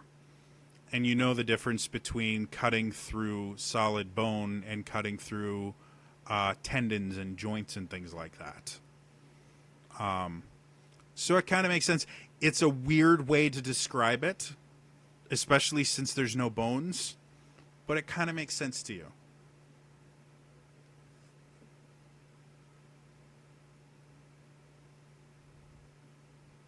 Okay.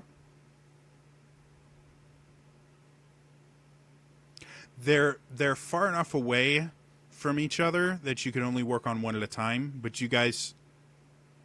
Okay. Okay. Uh Kata, you watch Fade go over to a tentacle. What do you want to do while he's doing that? On on a different one or the same one he's on?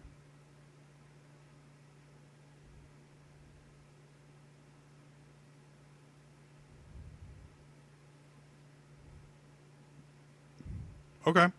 So Kata comes over and kind of describes what she was talking about. Fade, go ahead and make me a spell attack roll with advantage. Nope, with advantage. So as you sit there and you start cutting where you think you should, you watch Kata sit there and you kind of get what she was saying. There are points on these tentacles that if you cut them, the creature reacts. Whatever it is, the spell, whatever it is, reacts. But if you cut in very specific places, it doesn't. And so Kata kind of guides you a little bit, and you kind of get it, and you completely understand at this point, and you slice through. Avok and Elaine, you guys notice again, he tenses up and then relaxes again. So there.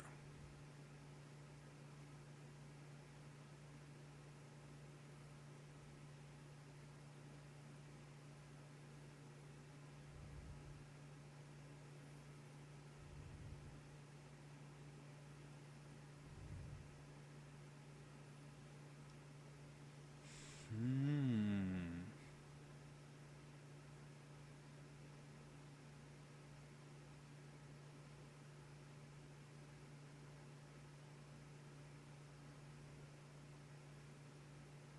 Okay.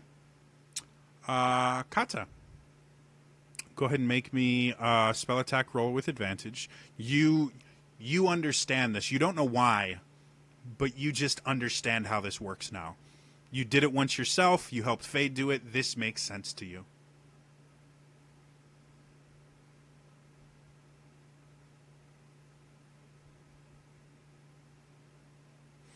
Again, this time without hesitation, you just know where to cut. You slice through Avok and Elaine, again, tensing, then relaxing. And each time he does this, his face becomes calmer and calmer. More color starts returning to him.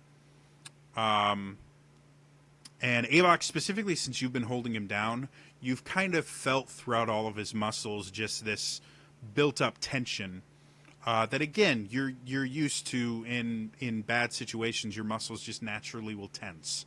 And you're watching every time he kind of tenses up and then relaxes, his whole body and all of his muscles get that much more relaxed.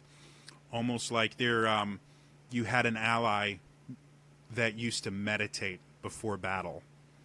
And you would watch him go through these stages of tensing all of his muscles up and then relaxing. And after he would relax, his muscles would enter this state, and his body would enter this state of relaxation that was very bizarre to you. Like you'd never been that relaxed before. And this kind of triggered that memory. Fade, I need you to make me a spell attack roll with disadvantage. All right. So as Kata goes through, and she seems incredibly confident in what she's doing, and she's almost not even paying attention to you, you go towards the entity at the center, and the best way you can describe it is kind of like, what are those things? There's spiky fish things. No, it's not a fish. It's just a ball of spikes that lives underwater. And urchin, there we go. It looks like a sea urchin, and it's sharp, and it just looks evil and menacing.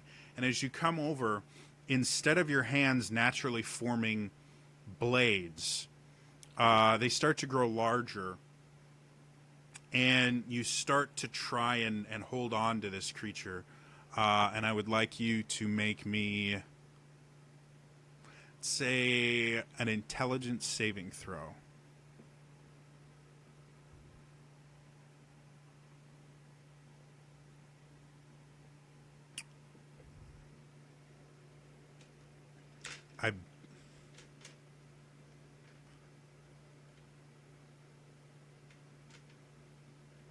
Okay. So as you sit there and you try to kind of corral it. No, it's going to be this one. Okay.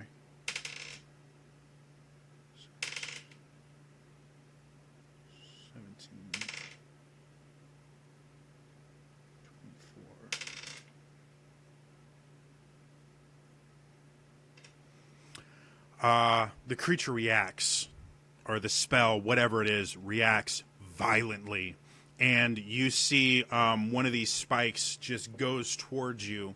And in a split second, you just kind of move to the side, and it goes and actually pierces your shoulder, but not low enough that it actually goes through. It just kind of gets you a deep gash across your shoulder. You take 35 psychic damage halved. So that's 17, I think. Avok, when this happens, you watch his entire body begin to convulse, and you immediately hold him down so that he doesn't hurt himself. Having, again, from seeing people on the battlefield and basic battlefield medic, one of the things that you do is you take your coin purse, dump whatever out is in it, and shove it into his mouth so that he doesn't bite his tongue off, to give him something to keep him. But he looks like he's having a seizure.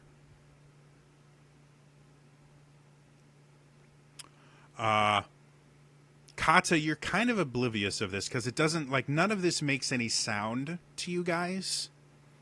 So you just see there's one more tendril left. Did you have something you wanted to say, Fade?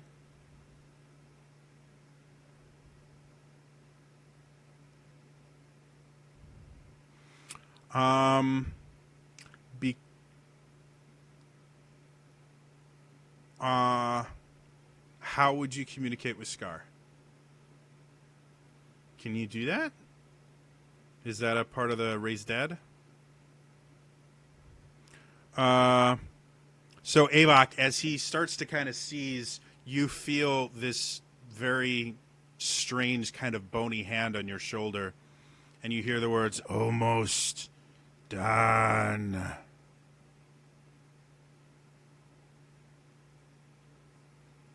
And he does, and he backs up a little bit. Kata, Fade, what do you guys want to do?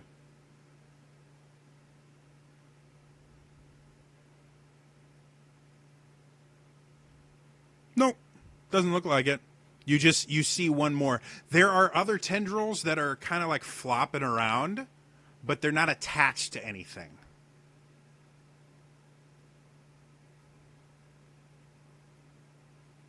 Okay. You can make another spell attack roll with advantage. Fade, while she's doing that, what do you want to do?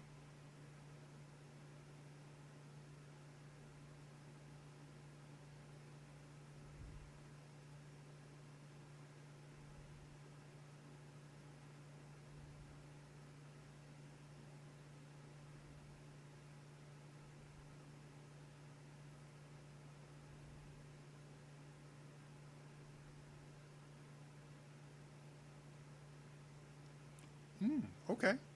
Kata, what'd you get? Again, like butter, shoom. As soon as that happens, Fade, the creature itself starts writhing and the tentacles are all like lashing out. Kata, at this point, you kind of turn over and you can see this creature looks much more menacing than it did before. And it looks like it's actively trying to hurt you guys. And Fade, you see just kind of standing there, very calm and collected. Go ahead and make me a spell attack roll. Just straight attack roll. What is the maximum amount of damage you can do? All right. So you watch as he sits there and the thing starts shooting these tentacles out, trying to latch onto something. One of them latches on to Fade. And Fade very calmly, or Fade's form, Fade very calmly just grabs the tentacle, looks up, and you watch icicles form across the tentacle and go up, and part of the creature freezes. And Fade just very simply, and the part of the creature that froze shatters. And the creature is writhing and writhing, but about a third of it is gone.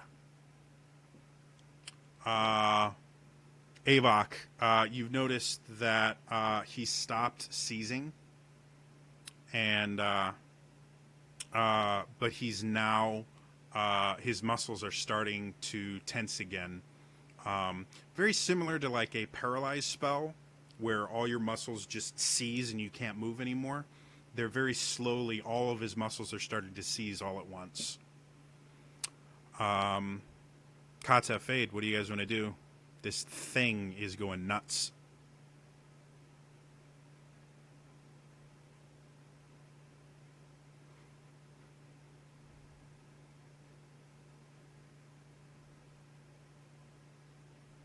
Mm-hmm.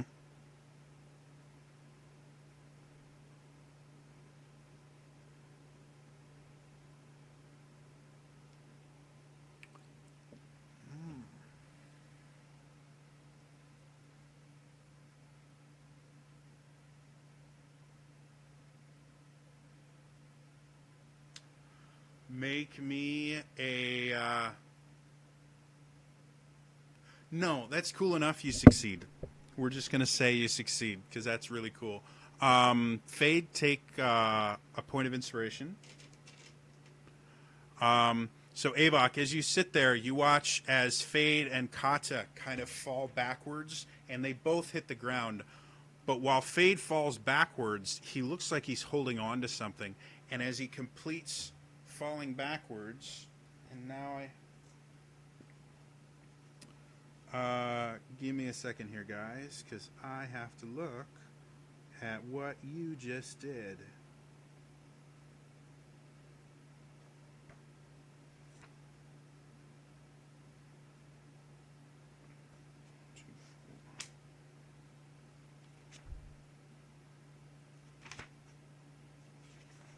Oh, you have no idea what you have just done. However, I'm super, super happy about it.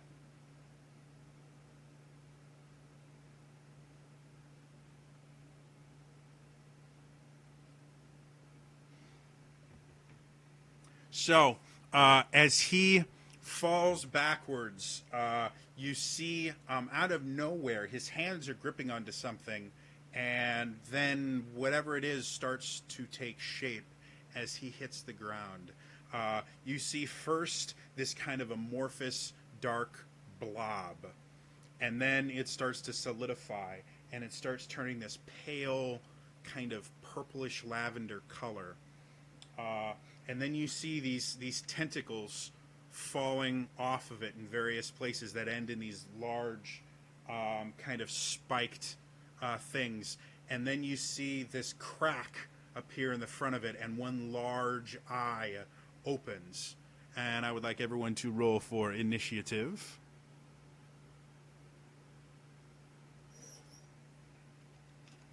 This was actually not what I was planning on doing, but it was such a cool, like, his idea was so cool that I really couldn't avoid it. This is such a cool idea.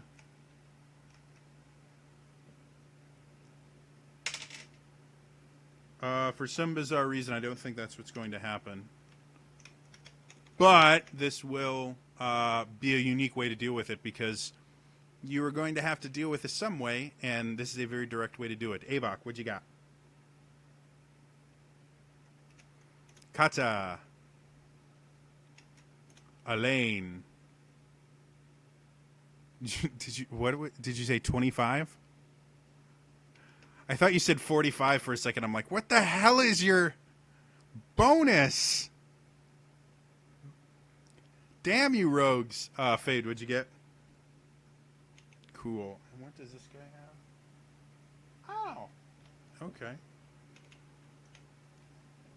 And okay. Elaine, you are up first. You see this crazy, almost otherworldly creature standing there, kind of blinking its one unblinking, blinking its one large eye. Guys, it has been rough.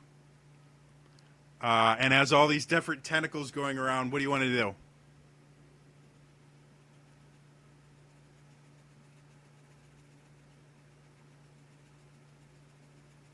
Go for it. Make an attack roll.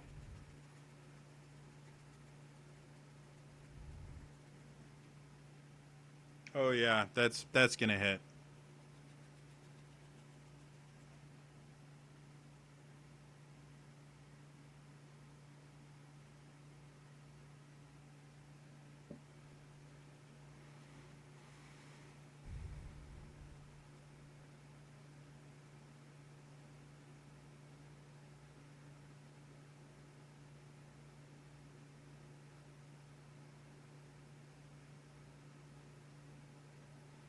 Cool.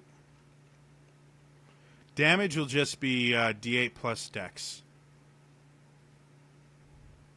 Sure. Fade was holding on to it, so.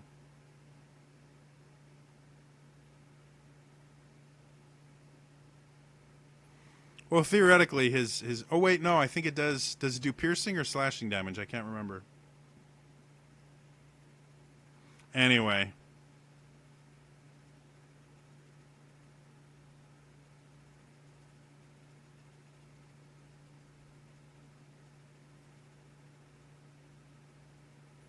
Grand total of 20? All right, so the creature kind of writhes and wriggles, and you notice as your dragon tail goes into it, you see this flash of lightning come out of the creature, but you're far enough away that it just barely misses you. Anything else you want to do with your turn? Go for it. You have multi-attack?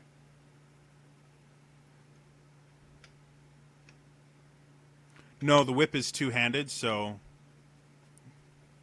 unfortunately not. You get multi attack once you hit 5 in what's it? So in Dragon Knight. So anything else you want to do? Well, since it's the creature's turn now because it rolled a nat 20 on its initiative. This is the only time that's going to happen.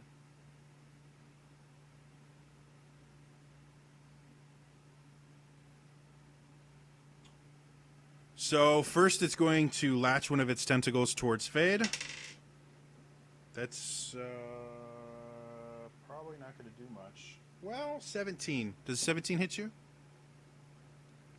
So as it sits there and it comes towards you, you hold up your holy symbol, and the shield of energy forms, and you kind of block it off with your magical shield. Because you are still holding on to it, it's going to try again. That's a much higher 24.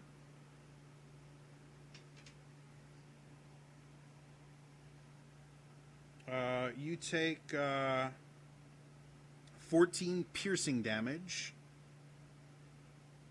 and you are grappled and restrained.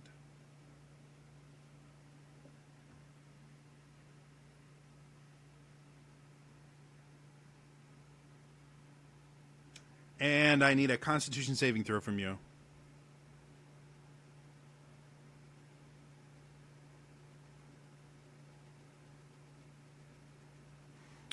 You make it. And I don't know if anything happens. Cool. So as you sit there, it has you wrapped. You see lightning start coming down this tentacle towards you. And you feel it start to hit you, and you just tense all of your muscles. And the lightning just seems to pass through you harmlessly. And that is all that it does. Fade, you are grappled and restrained by this creature, so you have a friend. And he seems upset.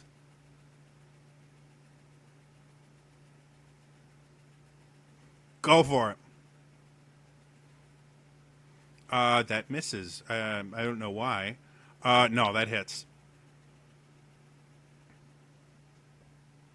Do you have any resistance?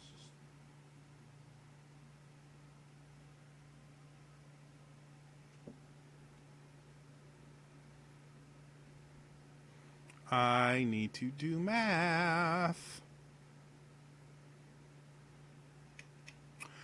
So you guys watch as Fate is standing there, and he's wrapped in this thing, and you see this flash of energy in his eyes, and you see him kind of grin a little bit, and he just reaches out and grabs one of the tentacle that has him wrapped, and you watch as blisters and things appear all the way up the tentacle onto the main body of this creature as it writhes and wriggles in agony.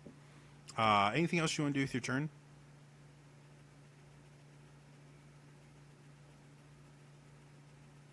One thing with you being restrained, any attack rolls you make would be made with disadvantage. It is not restrained, only you are. It's one of those weird things.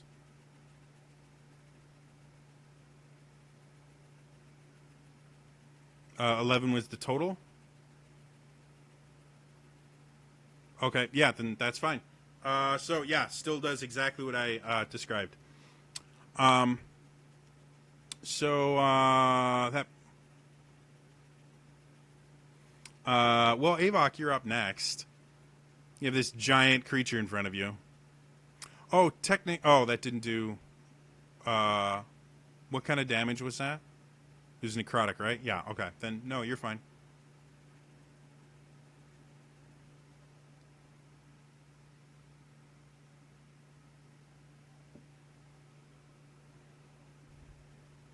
All right. Go for it.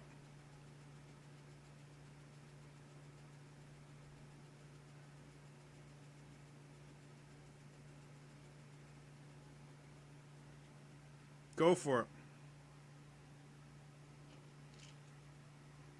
Why the hell not? Do you have? I can't remember. Did you take the great weapon master feat? Okay.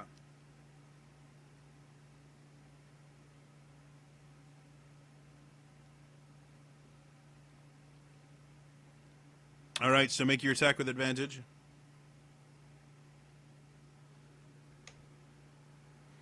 Definitely hits. Roll damage. Now remember your axe is +2 now. Oh, I need a con save, don't I? Or no, I think I took away the con save, didn't I?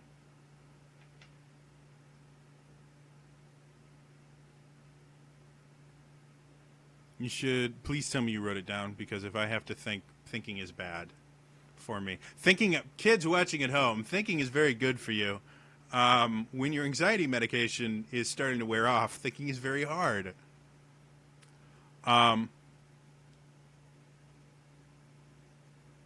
Okay, you don't remember what the DC was, do you?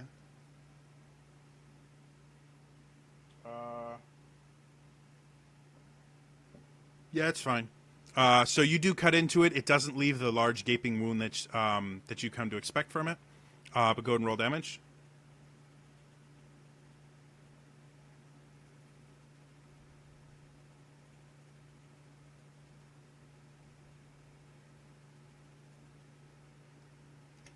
All right, and as you sit there and swing your axe, you almost drop the axe because you feel this bolt of electricity kind of flow through the axe and into you, and you take 5 lightning damage.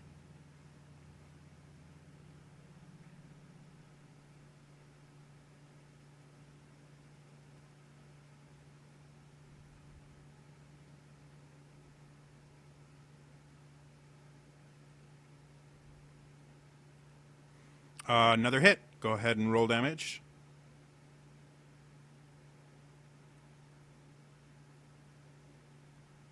Ten damage is still 10 damage. And you take another 5 lightning damage as, again, it shocks you as you cut into it. Oh, and I need a roll. He's fine. Kata, you see a creepy-looking creature. Avox took a couple knocks out of it. Elaine's took a knock out of it. Fade did something horrible to it.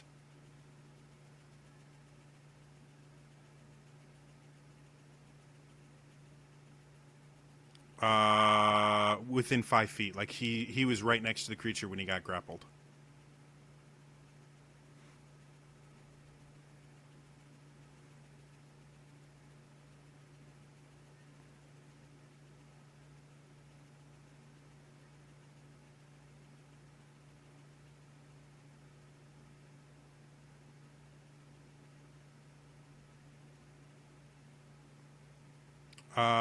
You want to use Ice Knife to do that?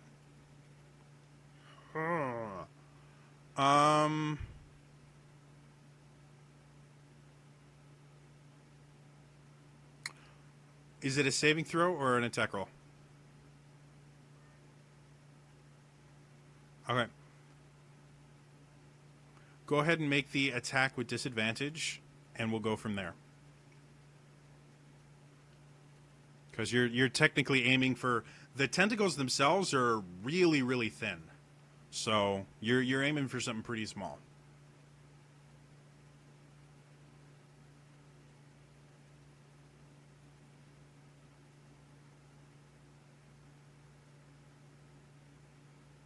Yeah, so you sit there and you fire off this ice knife, and it just it misses the tentacle probably by about 6 inches. But again, the tentacle itself is like 2 to 3 inches thick. It's very, very thin. However, there is a secondary. As the ice knife goes past it, it impacts the ground next to it. It explodes, and Fade, I'll need you to make a... What kind of... Dex save? Okay. Well, it fails.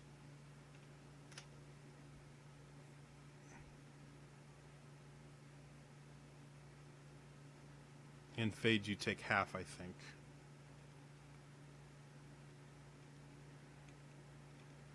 All right, so the creature itself kind of cries out in pain, being in a place that it's never been before. It's never existed in the prime material plane.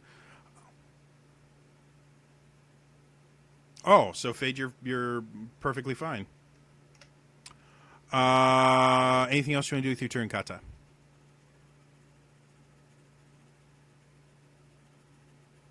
All right, so you guys watch Kata start growing, go down on all fours. Large fangs appear and stripes appear on her. And she looks ready for a fight. Elaine, you are up. Do you want to use any of your transformation?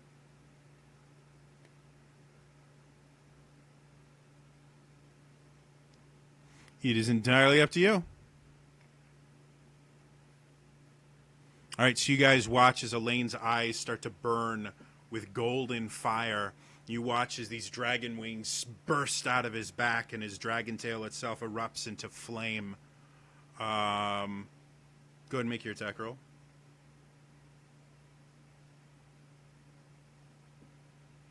Oh, damn. I'm sure your friends will hate you doing more damage.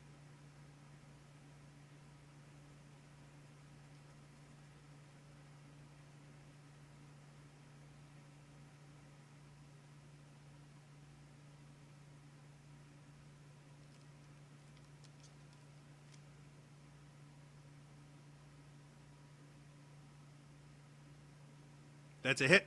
Roll damage. You have sneak attack.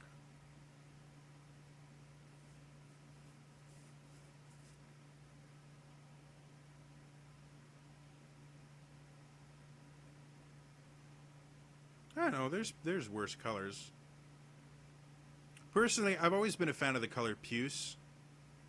Not because it's like a great color, but it's called puce. Like, I mean, who doesn't want to go, oh yeah, I'll have the puce one? Or mauve. Mauve's another color I don't think gets anywhere near as much love as it really should.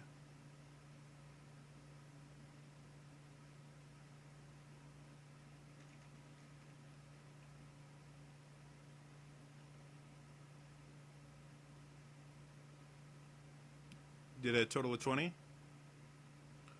Da, da, da. It is looking pretty bad. You're seeing the wounds itself. It's not really bleeding, but you can see some of its essence is kind of leaking out of some of the holes that you guys have left. But it's going to try and fix that.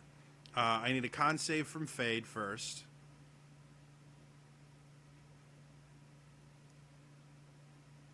What was it? Ignore. One of the tentacles lashes out at Avok. That sucked. Wow, that's impressive. A 3 twice. You have a high... Oh, yeah. Does an 11 hit your armor class? He's going to do it again. Because he has advantage on you, and I can't roll higher than a 3. That's a nat 20. So you take 24 piercing damage, and half to 12, yep, and are grappled and restrained. And that ends the creature's turn. That brings us to Fade. You still have a friend who keeps trying to drain you, and you keep ignoring him. This is not the basis of a good friendship.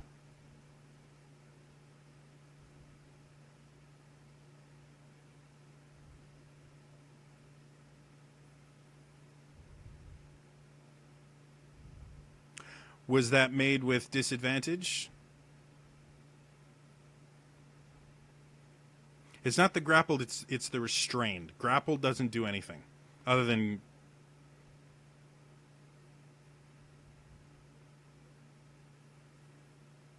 That I'm perfectly fine with. So you guys watch as Faye just sits there, and again, with a twinkle in his eye and a grin, you see him just kind of wink, and then he blinks out of existence. and appears on the other side. The tentacle that was grasping him is now grasping nothing.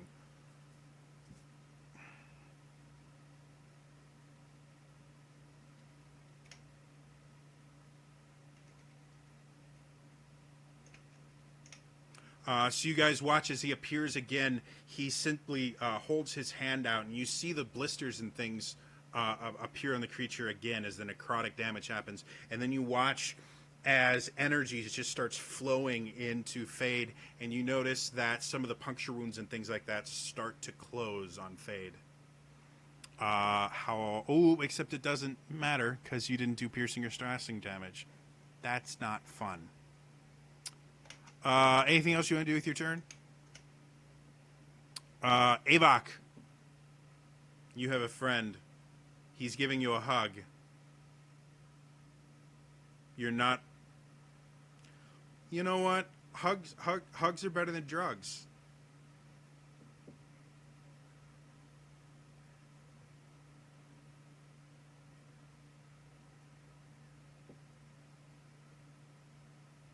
Okay. Go ahead and make a straight roll. Definitely a hit roll damage.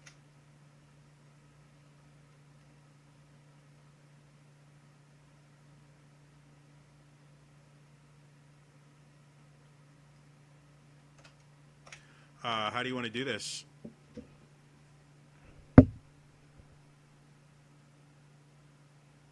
Okay.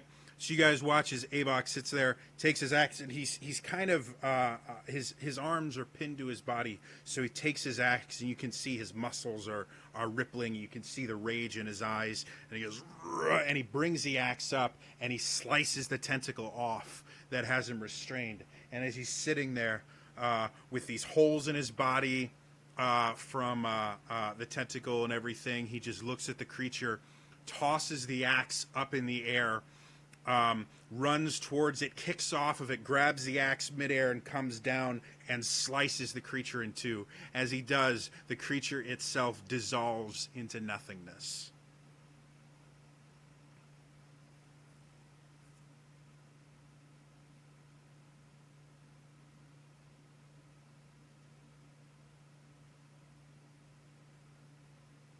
She starts to... Remarkably enough, did you know big cats can't purr?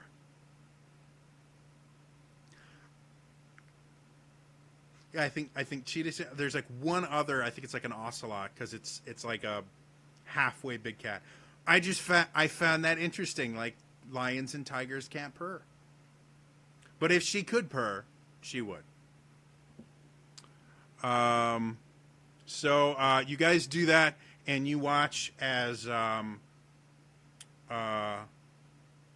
Serrated Death kind of blinks a little bit, looks at you guys, and goes, "What happened?"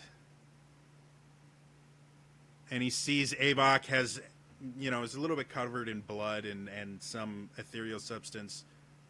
And then he's like, "Maybe I don't want to know."